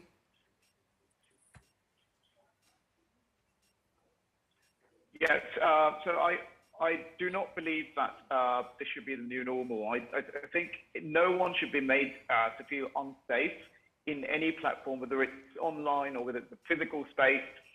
I feel that there should always be that sort of freedom, that sort of safety, feeling of safety when you're expressing yourself. And so I think we need to fight, we need to stand together, we need to share experiences, we need to make the digital online space and the physical space safer for those promoting human rights particularly. And I just want to end by saying, like, we've been asking who's the churail, who's the in all this, and I think apart from those trolls who commit these acts, who promote violence and hatred, it's also those people standing on the sidelines not saying anything. I think it's the apathy that's the real churail. I think it's those people who are sharing those posts promoting violence. I think it's those people who are creating a digital space so filled with violence and so filled with hate that it is actually becoming the same thing on the physical space. I think those people who are not saying anything, who are cheering them from the sidelines, who are creating the apathy, are also part of that group of people who are promoting this type of violence and hate online and also on the physical space. Yeah. Thank you so much. Very important point. Muniz Gharida, last comments from the two of you. Is this the new normal? 30 seconds. Yes. Okay, fine. It is unfortunately becoming a new normal, but it should not become a new normal. So to simplify it, deal it with like you're dealing with COVID. It is there, but you're taking precautions, you are fighting it out also. And one thing I would definitely want to please highlight, this discussion has not all been about being patriotic or unpatriotic. Anyone voicing the concerns, voicing the difficulties being faced by them is not about being unpatriotic, just like Nazneen said. So it's just voicing your concerns, telling Absolutely. about your difficulties and all. Yes. I think silence is no longer an option. I think firstly and foremost, we need to recognize that there is a problem. Till we do not recognize that problem, we cannot address it. And I do think in cases which are severe, like in the case of Garida and Nidhi, there should have been a complaint. Because once you hold people accountable, then that is a good a way to make sure that they won't do it again. I think number one is that. And number two, I think that women's rights do not exist in isolation. It is part of a larger democratic movement. And no longer when you go forward, it's not the state that is supreme, it is the people in that state that are supreme. And if these people have no rights and they have no protection in the law, then what is the point of having the state? The state has to protect its people. We are not going to protect the state. The state is a powerful entity, but people, the most vulnerable of us, when they are protected, that is when we can say that's a good state. And we are hoping to build that. Thank you, Garida. Thank you, Munize. Thank you, Ahmed, Amit, Nazneen, for being here and for sharing your, for you, Nazneen, your trauma with us. We've all learnt a lot, and I hope as South Asia, as the region, we can move forward. आप में से जिन लोगों को लगता है ख़वातीन exaggerate करती हैं, झूठ बोलती हैं, ऐसा कुछ ख़ास होता नहीं है ऑनलाइन, उनकी टाइमलाइंस पे ज़रूर जाइए. उनके खिलाफ जो ट्रेंड्स बनते हैं उनमें ट्वीट ज़रूर देखिए, क्योंकि मैंने जब वो देखी, मेरा इसके ऊपर जो एक ओपिनियन था वो बहुत उसमें चेंज आया, because it really is, as गरीदा earlier said, violence, and these are not just trolling, it's not just trolling, it's actually hate crimes, it's incitement to violence, and no one should consider them to be normal or something कि बस कोई बात नहीं आप accept कर ले. तो अगर आप में से किसी को है शक, ज़रूर timelines आज जाके देखिए, शायद वो शक जो है वो दूर हो जाएगा. Thank you for being a great audience, for your questions. Lunch is served, so please do join us for lunch, and we'll see you after that for our third session of the day. Thank you. Lunch will come.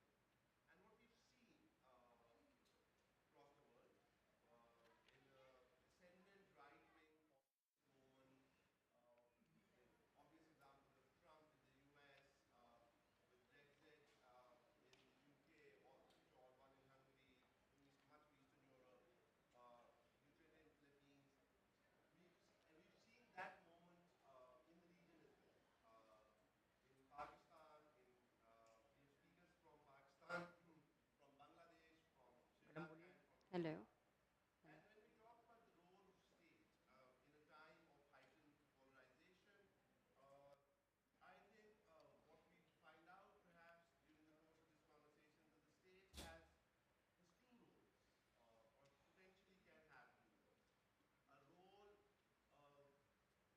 Curb communalism. Oh, I didn't know if you got any of what I said, but I'll continue. Uh, and or a role like we're seeing in many of our states in South Asia to enable it. For this very important discussion, we have with us Maheen Paracha. Maheen is a member of the Human Rights Commission of Pakistan, and we would hopefully get to talk to her about otherization of minorities, of how the communalism, how factionalism in Pakistan in recent times has heightened or not. We have Dr. Ira Andreas Patras, who is an academic from the Foreman Christian College in Lahore. Maybe we'll get a chance to talk to her about a perspective of gender or of her academic work. We have Dev Desai from India, who's a human rights activist, we welcome you, and is a very well-known human rights activist, and of course, in the region, perhaps India, or India's example, first of as a democracy, and sadly, in the past few years, of maybe what Dave will talk about. We have Shireen Sarur from Sri Lanka, who's again a very well-known activist, who's the co-founder of Women Action Network. Again, Sri Lanka, we'll talk to her about, because Sri Lanka is a country which has dealt with this question in a way that very few countries has, or has been confronted with it, both in the war period and now in recent times, and we'll hopefully get a chance to understand that context from Shireen better. We have Mr. Tajul Islam, who's an advocate of the Supreme Court of Bangladesh, who again is a very well-known lawyer, human rights expert, and he'll focus on Bangladesh. And again, there is a historical trajectory of Bangladesh, both from its inception to where it's now, with the question of communalism, the question of factionalism is inherent in the journey of Bangladesh.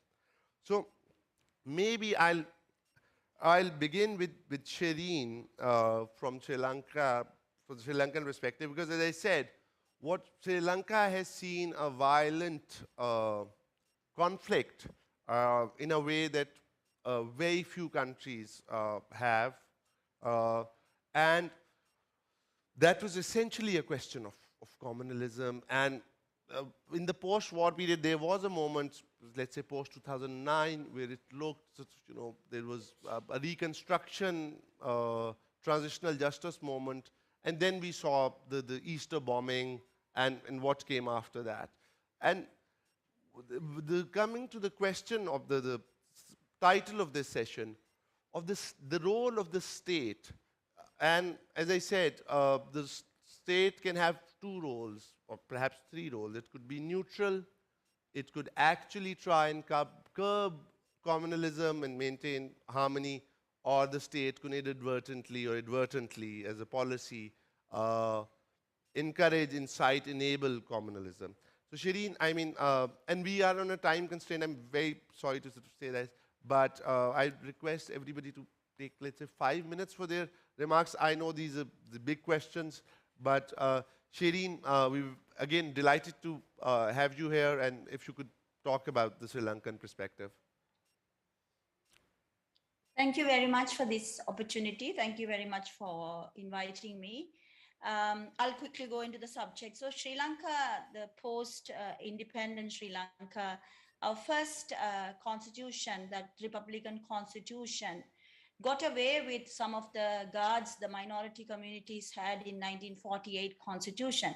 1972 constitution of Sri Lanka brought in the single only, and that I put a platform for the ethnic conflict in the country. Again, 1978 constitution brought in a privileged position for Sinhala Buddhism. That the state leader has to protect and promote Buddhism as the religion of the country. And today that has been the problem with regard to Sri Lankan constitution, having 22nd amendment to the constitution. It's all about executive president and how the executive president could safeguard Sinhala Buddhist country. So in that context, time and time again, Sri Lankan political leadership has played communalism as a card to divide and rule the country the way that they want.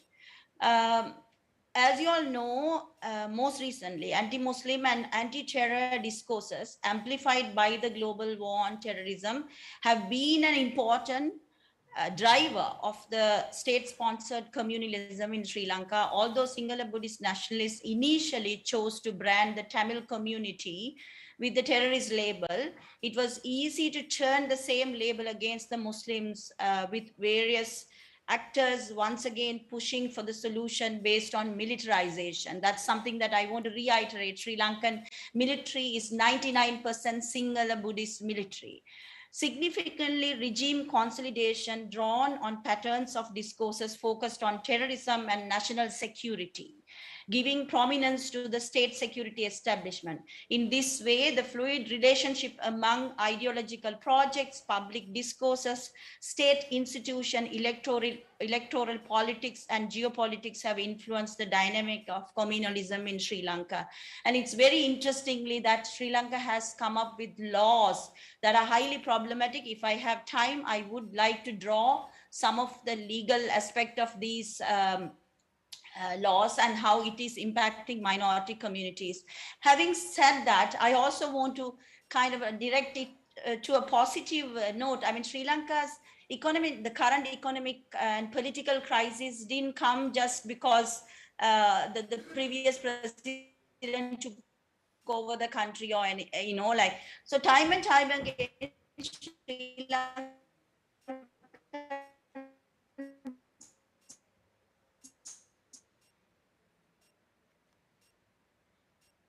the post-militarization and governance failure.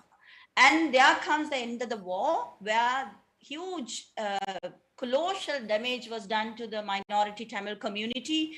A war crime has been committed in my country. No proper investigation has been done. There have been quite a lot of corrupt in the name of transitional justice. And then you see the human rights violation, immunity given to the leaders, and the leaders wanted to continue with the immunity because of the crime that they have committed. Then thereafter, corruption and collapse of this country. Right now, Sri Lanka, with the inflation that's 100% and the food inflation is 300%, Sri Lanka is a failed nation. Why? Because we have forgotten some of the good things that we need in 1948 constitution, and also like forgotten what has happened to the minorities and how the country leaders have been playing this national security card, and also the terrorism jargon. So I will stop with that, and I will move forward if I get a question with regard to the legal aspect and the post-Easter context. Thank you very much. Thank you, Shireen. No, and hopefully we'll get a chance to talk about this in greater detail as well. And I'll now move to Dev Desai. As I said, India does have an outsized role in the region. As I said, firstly, as an example of a democracy, of a secular democracy, a federal secular democracy in the region. And to some of us, looking from the outside, the speed at which the institutions of democracy, of secularism, of tolerance have been attacked, and I don't want to, it's not for me to say sort of dismantled or not. is quite incredible. I mean, it's incredibly worrying. But so you have worked on this issue, and I mean, in Gujarat and elsewhere, or all of India. And what's the role of states? I mean, because the topic is so wide, in bringing that about. So it is just that the state, the secular state in India, became neutral and stopped sort of, were pushing secularism, or was it something else? And now we're seeing a state actually enabling something like communalism or factionalism. Over to you, Dev. Thank you so much. मुझे यहाँ पे, मैं हिंदी में बात करूँगा, तो मैं जिनको हिंदी नहीं समझ में आता उनकी माफ़ी मांगना चाहता हूँ सबसे पहले. आप बिल्कुल. मैं सबसे पहले जो बात करूँगा, क्योंकि ये सब्जेक्ट इतना बड़ा है कि इसके ऊपर 1 घंटा भी बात की जा सकती है, जो इंडिया के हालात है उसमें, पर इसको मैं बहुत शॉर्ट में अगर शुरू करूँ, तो हिंदुस्तान को जब आज़ादी मिली, उस आज़ादी में क्योंकि हमारे पड़ोसी मुल्क अभी जो बटे हैं, इंडिया पाकिस्तान, उसमें पाकिस्तान के भी बहुत सारे लोगों का हाथ रहा उस आज़ादी को देने में. और जिस डेमोक्रेसी की कल्पना की थी, जिन्होंने हमारे देश को ये किया कि भाई हमारा देश ऐसा होना चाहिए जिसमें पीस हो, जिसमें नॉन वायलेंस की मूवमेंट हो, जिसमें वायलेंस ना हो, महिलाओं का सम्मान हो और कम्युनलिज्म ना हो. सबसे पहला उदाहरण मैं देना चाहता हूँ कि स्टेट का क्या रोल होता है. जब इंडिया आज़ाद हुआ, तब नोवाखली करके एक जगह है बंगाल में, वहाँ पे दंगे हो रहे थे, तो पूरा हिंदुस्तान आज़ादी का सेलिब्रेशन कर रहा था, उधर पाकिस्तान भी आज़ादी का सेलिब्रेशन कर रहा था, पर गांधी एक ऐसा व्यक्ति थे जो नोवाखली में जाके बैठे थे और कहा था कि ये कम्युनलिज्म जो है वो डेमोक्रेसी के लिए बहुत हानिकारक है, बहुत मुश्किल है. मैं उसके बाद का जो पीरियड है, क्योंकि गुजरात को ओवरऑल मेरी समझ से गुजरात को एक लेबोरेटरी की तहत यूज किया गया है.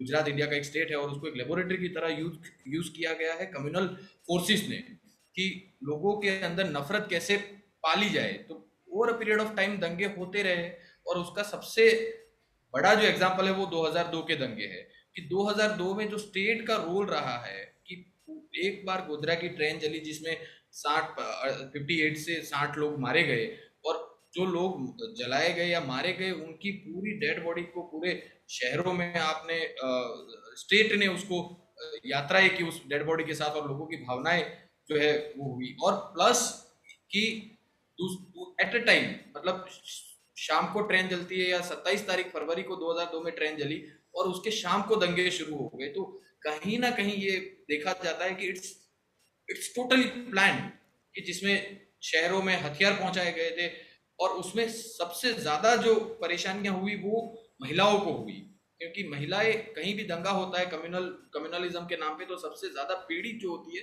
वो महिलाएं होती है. रेप महिलाओं पे होते हैं, न्याय उनको नहीं मिलता है. अभी का जो एग्जाम्पल दूं तो बिल्किस बानो, जिनके ऊपर गैंगरेप हुआ था और उनके परिवार के 7 सदस्य को मार दिया गया था, जिसकी 3 साल की बेटी को उसके सामने पत्थर के ऊपर पटक के मार दिया गया था, और उस टाइम पे वो 3 महीने की प्रेग्नेंट थी बिल्किस बानो. उसके जो मुजरिम थे उनको गुजरात सरकार ने छोड़ दिया. तो ऐसे गुनहगारों को जो बलात्कार करते हैं उनको स्टेट अगर हमारे समाज में खुला छोड़ देती है, तो बाकी महिलाओं की और बाकी लोगों की क्या safety. As a human right perspective अगर हम देखें, तो हमारी जो साउथ इंडियन कंट्री, और उसमें मैं इंडिया की बात करूं, तो ह्यूमन इंडेक्स में दिन ब दिन हम गिरते जा रहे हैं. मतलब हमारा जो रेशियो है वो कम होता जा रहा है.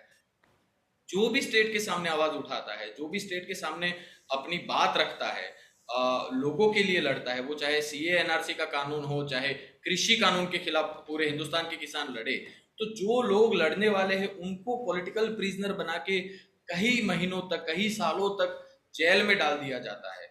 ये जो है एक डेमोक्रेटिकल स्टेट का रोल नहीं हो सकता. एक लोकशाही देश में ये होना जो है, वो आप पूरा प्रशासन का मिसयूज करके सत्ता चलाने की कोशिश करते हैं, और डेमोक्रेसी के नाम पे ये जो बोलने वाले लोग हैं उनको अंदर करना, जो नौजवान लोग जो सवाल पूछते हैं उनको अंदर करना, जेलों में डाल के रखना तरह तरह के कानून के तहत, ये कहाँ की डेमोक्रेसी की बात है. तो डेमोक्रेसी को ज्यादा स्ट्रेंथन करने की बजाय जो सरकारें आती है, अभी जो फिलहाल सरकार है उससे पहले की सरकारों ने कुछ नहीं किया, ऐसा नहीं है.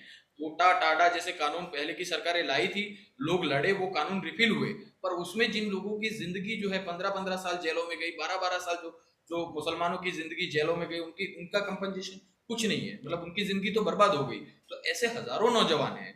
और मूल सवाल जो है, लड़ाई के जो मूल सवाल है कि आप अपने अपने सवाल रख ना पाओ, अपने अपने हक के लिए ना बोल पाओ, इसीलिए स्टेट हमेशा ये कोशिश करता रहा है कि आपको या तो कास्टिज्म में उलझा के रख दिया जाए, या फिर आपको जो है कम्युनलिज्म में उलझा के रख दिया जाए कि फला फला रिलीजियस के लोग जो है वो आप अगर उनके साथ रहेंगे, उनके साथ नहीं रहेंगे तो आपके ऊपर अटैक कर देंगे। तो पूरा जो दो कम्युनिटी के बीच डिवीजन करके रूल करने की जो स्ट्रेटजी है, शायद उसमें आज की सरकारें कामयाब रही है। और हमारे जैसे जो लोग हैं, जो डेमोक्रेटिकल वॉइस के लिए, जो जो ह्यूमैनिटी के लिए, पीस के लिए जो बात करते हैं, उनके ऊपर अलग अलग तरीके से अटैक शुरू होते हैं, और वो कहीं ना कहीं जेलों में जाके बंद होते हैं, या कहीं ना कहीं उनको उनकी आवाज को दबाने की कोशिश की जाती है। तो ये पूरा का पूरा जो स्टेट का रोल है, वो हमेशा लगता है कि इंडिया बहुत बड़ा डेमोक्रेटिकल वर्ल्ड का सबसे लार्जेस्ट डेमोक्रेसी है, पर उस डेमोक्रेसी में अगर हम प्रिंट आउट करें कि आदिवासियों के क्या हालात है, दलितों के क्या हालात है, मुसलमानों के क्या हालात है, तो सबके लिए जो है कानून आपको अलग अलग रवैया रखता हुआ दिखेगा। महिलाओं के लिए कानून अलग अलग रवैया, कानून सबके लिए एक होना चाहिए। ये डेमोक्रेटिकल वैल्यू की बात है।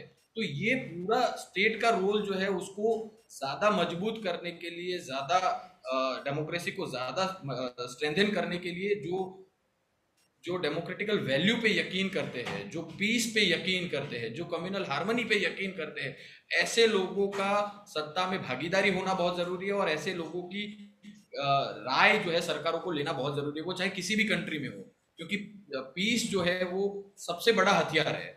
अहिंसा जो है वो सबसे बड़ा हथियार है। हथियारों से किसी जंग, मतलब कहीं भी जंग नहीं जीती जा सकती है।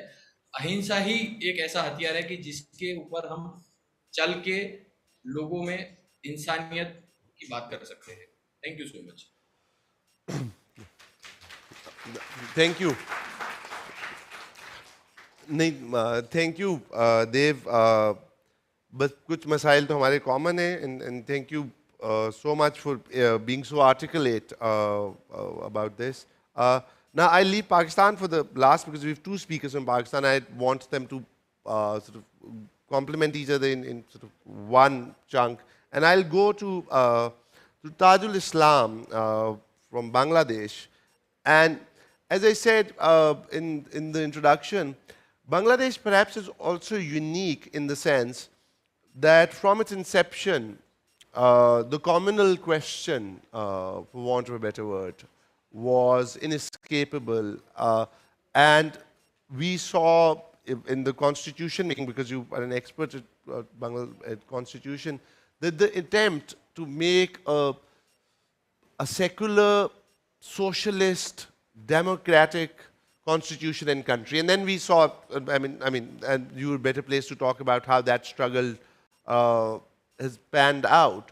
So there was the attempt, at least the ambition of the state, to fight against or to be very aware of what communalism can bring, because as I said, that's where the journey begins in Bangladesh. So Tajul Islam Sahab, I would want over to you. Thank you so much for inviting me, and I'll shortly speak on Bangladesh issue. According to Bangladesh constitution, Bangladesh is a secular liberal democracy. Secularism is a basic feature of our constitution, and any action or law which undermines the secular feature of the constitution shall be deemed unconstitutional. There is an article in our constitution, that is Article 12 of the constitution.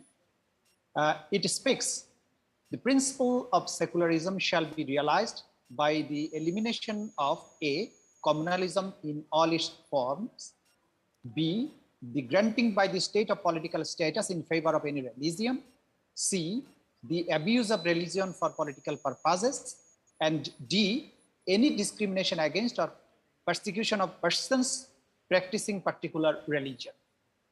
Bangladesh is a unique country, and communal harmony is here.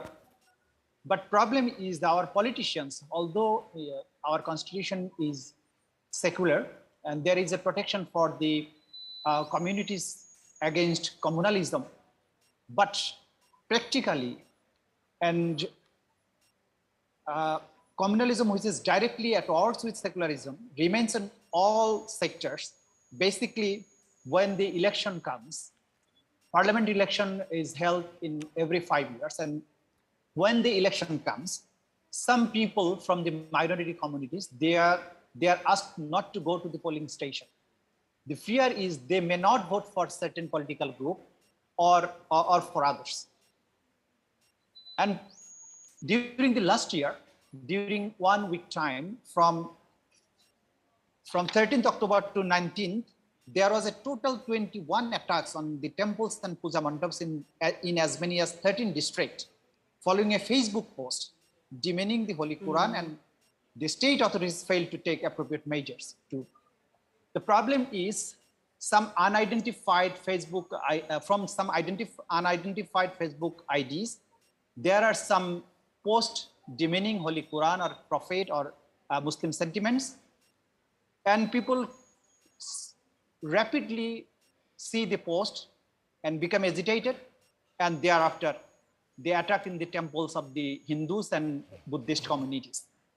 Problem with the government is that they are not very serious to protect these minority temples because they want to use it politically, because they want to witch hunt, they want to use these cases to harass the political opponents, and they are not interested to find out the actual perpetrators of this crime.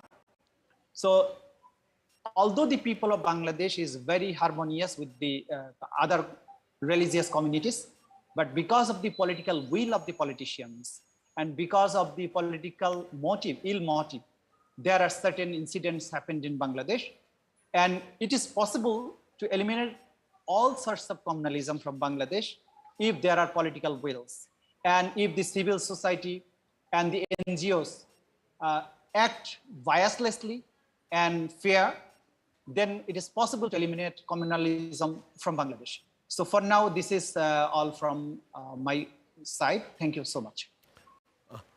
Thank you, Tajul Islam Sahab. And I'm hopefully we'll get a chance to get back to Bangladesh in the conversation. And now, sort of, I'll move to Pakistan. And maybe I'll start with Dr. Patras. Your work, and I mean, you've done work on communalism, on social harmony, and part of what I want you to sort of talk about or address is this intersectionality. We've so far talked about the ills that communalism brings to all minorities, etc. But there is a gendered lens to this kind of factionalization. We're seeing this in India, we've seen this in Pakistan, we've seen this really in the Western world as well. The rise of right-wing factionalism, the rhetoric of this, and often enabled by the state, comes with misogyny, comes with, it makes, so communalism makes all minorities worse off, makes everybody worse off really, apart from a tiny bit of the ascendant majority. But it makes women worse off. That's the feeling that we look at. But how does this intersection, looking at communalism, looking at polarization, looking at the rise of factionalism in Pakistan, do you think, does it in particular impact women or sort of, other marginalized groups, so the poor in particular? So I thought from an academic perspective, I'll go to you for that. Thank you. Responding to your question, I think we first need to focus on the socio-religious fabric of the society we live in, which is very much determined by, divides. And these divides are emanating from many differentiations, be it on the basis of class, caste, gender, religion. And this, the intersectionality of all these divisions whether we sometimes, there are structural differences, there are structural identities, they are also fluid. But then when they all combine, and obviously if you belong to a particular group which is already marginalized, then you also share a certain identity, like being a woman, a member of a minority group, and then you belong to a lower class. Then all the marginalities, they further reinforce deprivations, they further reinforce discriminations. So there is no rocket science in it to understand. But on the other, yes, gender is always a lens. It has to be there always, be it women in conflict, women of marginalized community. But I think you need to address the question of, when we are focusing on the question of state, like especially on the continuum of citizenship. Are we located on exclusion or inclusion? Or if citizenship has, it entails multiple rights. And for that, we need to go and study the Constitution of Pakistan that categorically defines non-religious minorities in Pakistan as non-Muslims. And when you have certain institutionalization of religion in your state laws, policies, then you ought to create alienation among certain groups. And it is not as surprising. We live in Lahore. You go and just walk around, and you can easily spot Christian settlements living in ghettos, in poor ghettos, not in good ghettos, but poor ghettos. And majority, overwhelming majority of Christian community are working in sanitation services, and they are providing some very basic service, cleaning and all that. But why there is, more than 90% of workers in Lahore waste management, public hospitals, education, you look into any organization, you will always find more than 80 or 90% of sweepers belong to a certain minority community. So they have been marginalized to an extent. And this ghettoization itself leads to further marginalization. And several theories have attested this fact. When you live in a ghetto, you don't want to mingle. Is it because of fear? Is it because of your wounded experiences of discrimination on the basis of caste, class, gender, religion, and whatever it is? So I think we need to look into that, when a state has a role to, although the Constitution also says, according to Article 36, that minorities, legitimate rights of minorities need to be protected and respected. And then we have been, thanks to civil society organizations in Pakistan and abroad, we have been raising voices against all these, bringing out the problems. And again, I would like you to, like the audience to focus, we should not get into the dichotomy of, yes or no. Achhi baat or buri baat. Because if we look problems from that myopic perspective, then definitely you ought to give more value to one over the other. And then it does translate into our everyday realities. Either, as you are asking a specific question about gender, so we don't have a conducive environment for interfaith marriages, whereas we say that diversity बहुत अच्छा mantra है, अच्छी बात है, diversity relationships में reflect करे, and it does, diversities की इतनी studies भी आई हैं. But at the same time, you need to see in our context, especially in interfaith marriages, especially when women are from the minority community, so she has to suffer a lot. I have, interviewed many women, and I have seen, although they have converted to majority faith, and to please their husbands and all that, but still within their everyday reality, there are questions that तुम मर जाओगी तो कौन तुम्हारा जनाजा पढ़ेगा, हम क्या करेंगे? So there is, social alienation, social, these rifts are, we have to face interfaith hostilities in our context. So I think that is one. But on the other side, how this discourse is constructed, we need to focus on the prevalence of insensitive material in school textbooks. We need to see that legal protections, our state providing legal protections. We are thankful to the state that recently they have made some Christian Hindu marriage and Sikh act. but somehow the other rules of procedures are not made, so these laws are still not implemented. We have other problems relating to, Christian marriage, divorce, and other personal. So state has to provide legal protection. So these are the questions we keep raising, and sometimes state is receptive, and but the struggle is, it has to be continued. Absolutely. I mean, and segueing from what, Maheen, coming to you, because HRCP in particular sort of takes this broader lens as one, perhaps the only human rights organization who's taken this broader lens on Pakistan and for this such, has institutional memory of how, for a long period of time. And when we talk about the role of state in otherizing the minorities and hence sort of enabling, encouraging, inciting communalism, are there discernible trends? Is it, so what, I mean, of it getting worse? Because Pakistan is, unlike, there've been watershed moments. We've talked about India where it seems that, a switch has been flipped. And in Sri Lanka, there has been the war period. But in Pakistan, in recent years, do you think that we're seeing more and more of communalism? And is it, circling to the question of the state, are we seeing the state marginalizing, otherizing minorities in a systematic way? Is it on the increase? I think what's happened is, first of all, the state has, from its inception, it has systematically and deliberately othered minorities. First of all, by ascribing a faith to the state in the first place.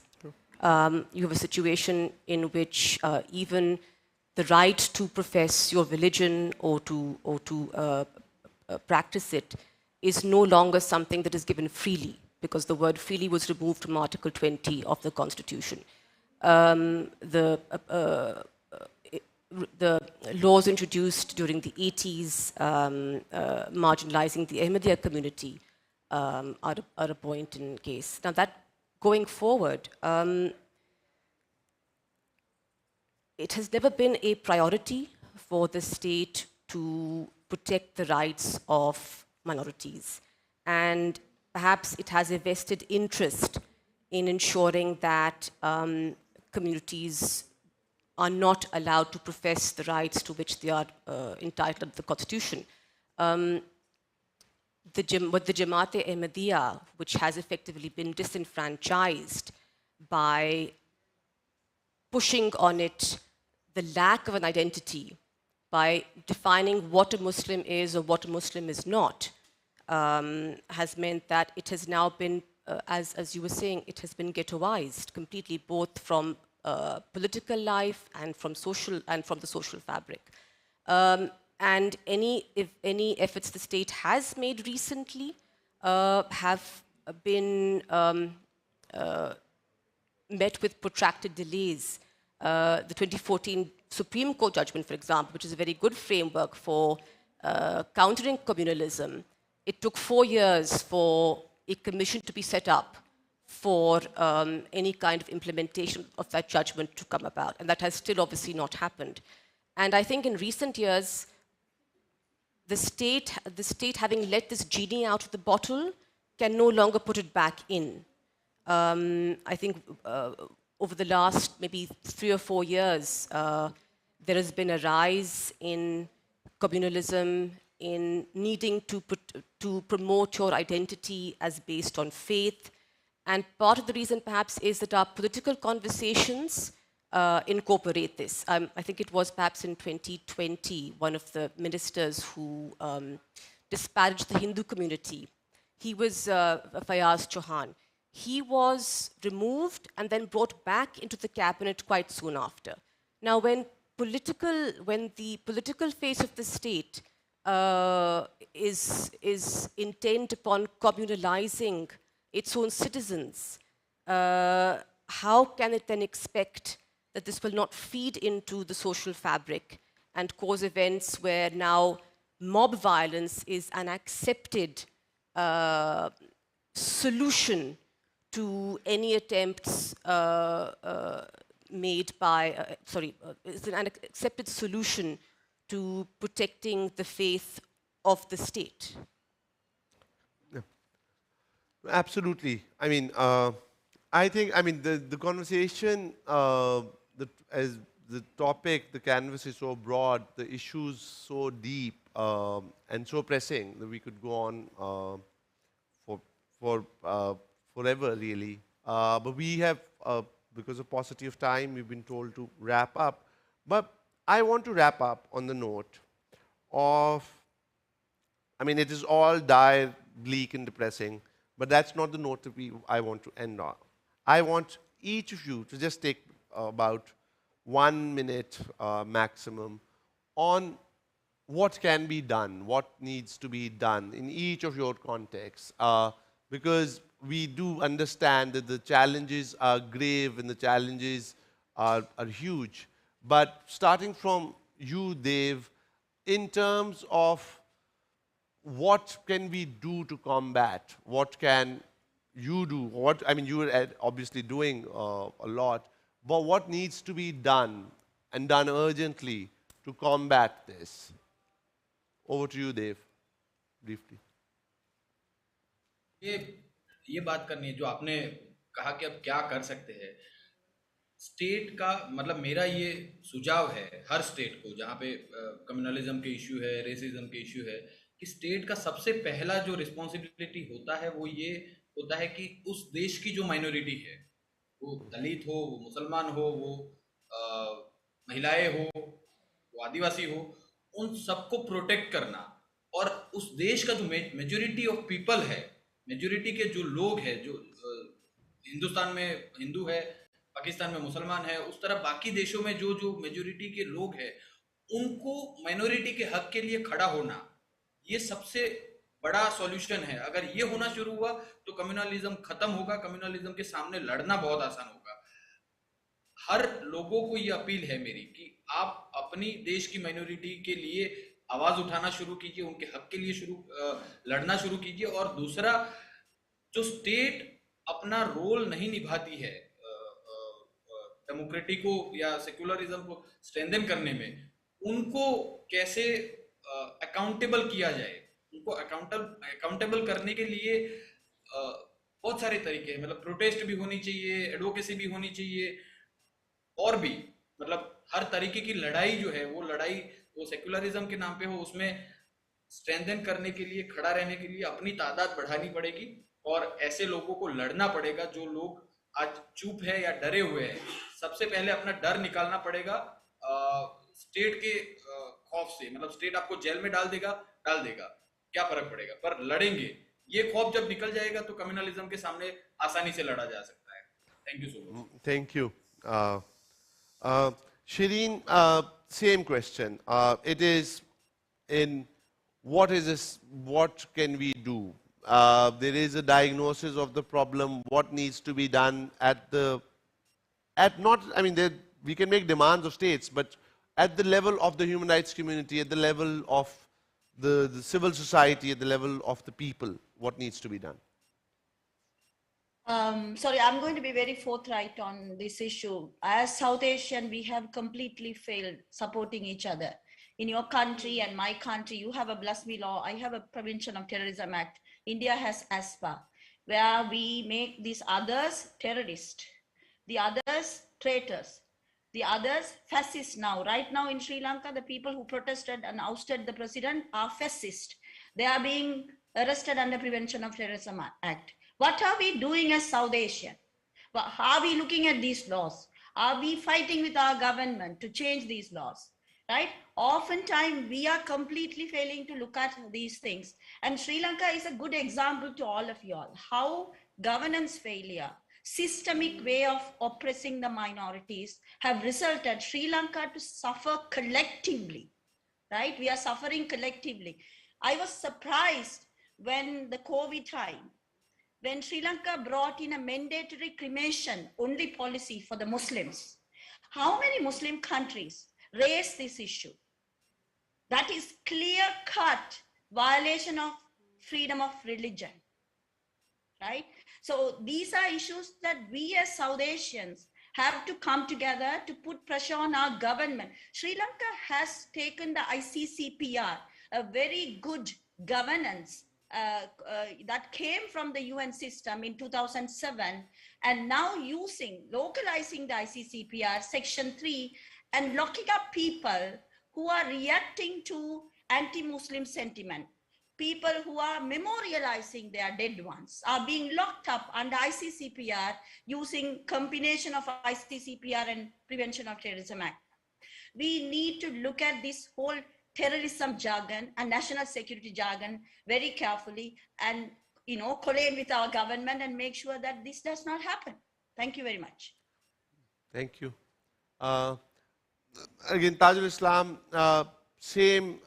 largely same question. What's the way forward?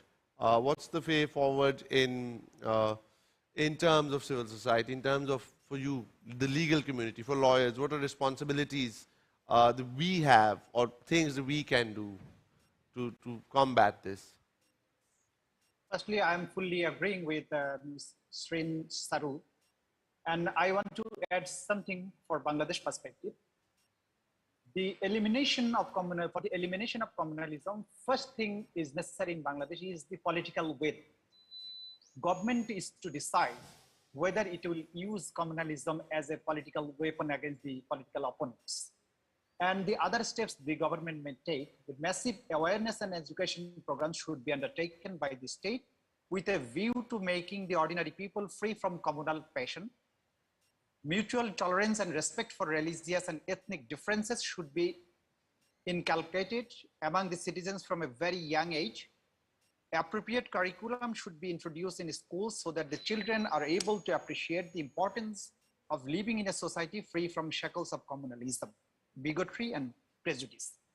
And the independent investigating authority must be set up for investigating the offenses of communal violences. And the trial of these criminal activities should be tried in some speedy tribunals. Civil society and the NGOs have ample role to play because the role of the NGOs and civil society organizations are not free from any bias in Bangladesh. So we have the role of the government, we have the role of the civil societies, we have the role of the medias. Everybody is to play their neutral role for eliminating the communalism from Bangladesh. Although Bangladesh is a country of communal harmony, but because of the lack of the political will of the politicians, the situation is become worsened in Bangladesh. So it is the politicians who are to take decision whether they want to eliminate the communalism from the country. Thank you so much. Thank you. Dr. Patras Maheen, very quickly, last words. Yeah, what needs, I mean, it's very broad. It's obviously very broad in 1 or 2 seconds. Engagement with state needs to be done. We need to make use of all the available remedies. We need to keep raising these questions with states. Either these questions are difficult or easy ones. So engagement with state through cooperation needs to be, I think, carried out. And the second thing, we need to construct environment where people can utilize their political agency and come out of their victimhood, ghettos. I think I will end very briefly by recording something that Ayar Rahman once said, that the measure of a state is how it treats its women, its children, and its minorities. It is therefore incumbent upon the state, given that it has a ready-made framework to implement the Jilani judgment and ensure that measures such as whether it is setting up police task force to protect places of worship, whether it is removing hate content from textbooks, is done. But at the same time, as a South Asian, and this is an entirely personal point of view, as a South Asian, I think it is incumbent upon all of us to also introspect on what is happening across borders. So as a Pakistani, I should be able to analyze or examine what is happening to minorities in all other South Asian countries, and I would expect that South Asians across the border have the right to do the same as well, without that being put down to political agendas and treated in a very loaded way. That is all. Thank you. For this session, my apologies. We will not be able to take questions because maybe 1 or 2 questions, but we are running very late on time. We're very short on time. Okay. Yes. I think you need a mic.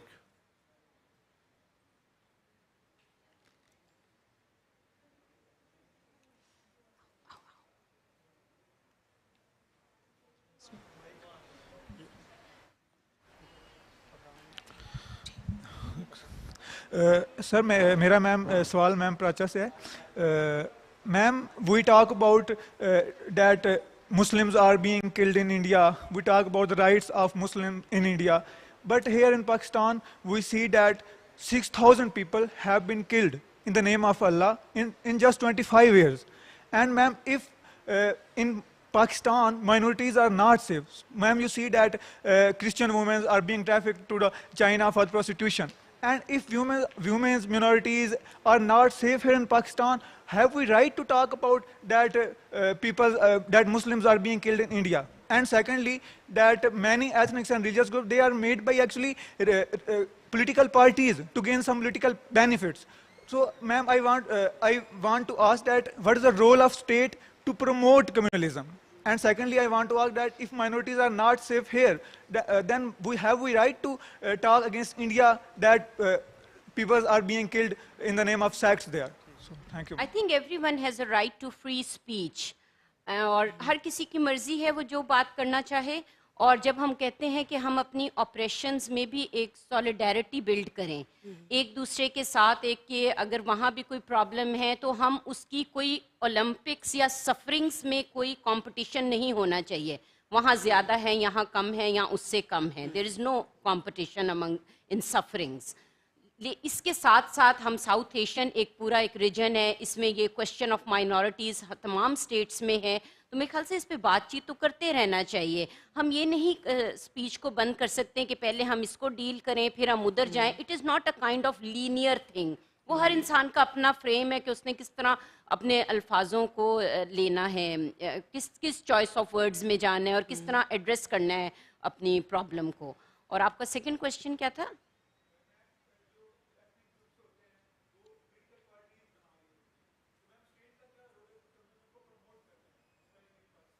Communalism को मेरे ख्याल से control करने में कि इस तरह की आइडियोलॉजी ना बन जाए जो मज़ीद डिवाइसिव हो जो लोगों को डिवाइड करे और हायरार्की में प्लेस करे कि आप अच्छे किसी की रेशियल प्रोफाइलिंग ना हो जाए कि इस तरह के कोई कानून नहीं बनना चाहिए कोई ऐसी पॉलिसीज़ नहीं आनी चाहिए जो तबकात को और उनको रंग और नस्ल के तफरके को और सामने लेकर आए तो ये स्टेट की तो जिम्मेदारी हमेशा रहती है हमारा कॉन्ट्रैक्ट है स्टेट का इक्वल सिटीजनशिप के क्वेश्चन को मेरे ख्याल से रिविजिट करने की दोबारा ज़रूरत है और ये स्ट्रगल कंटिन्यू रहनी चाहिए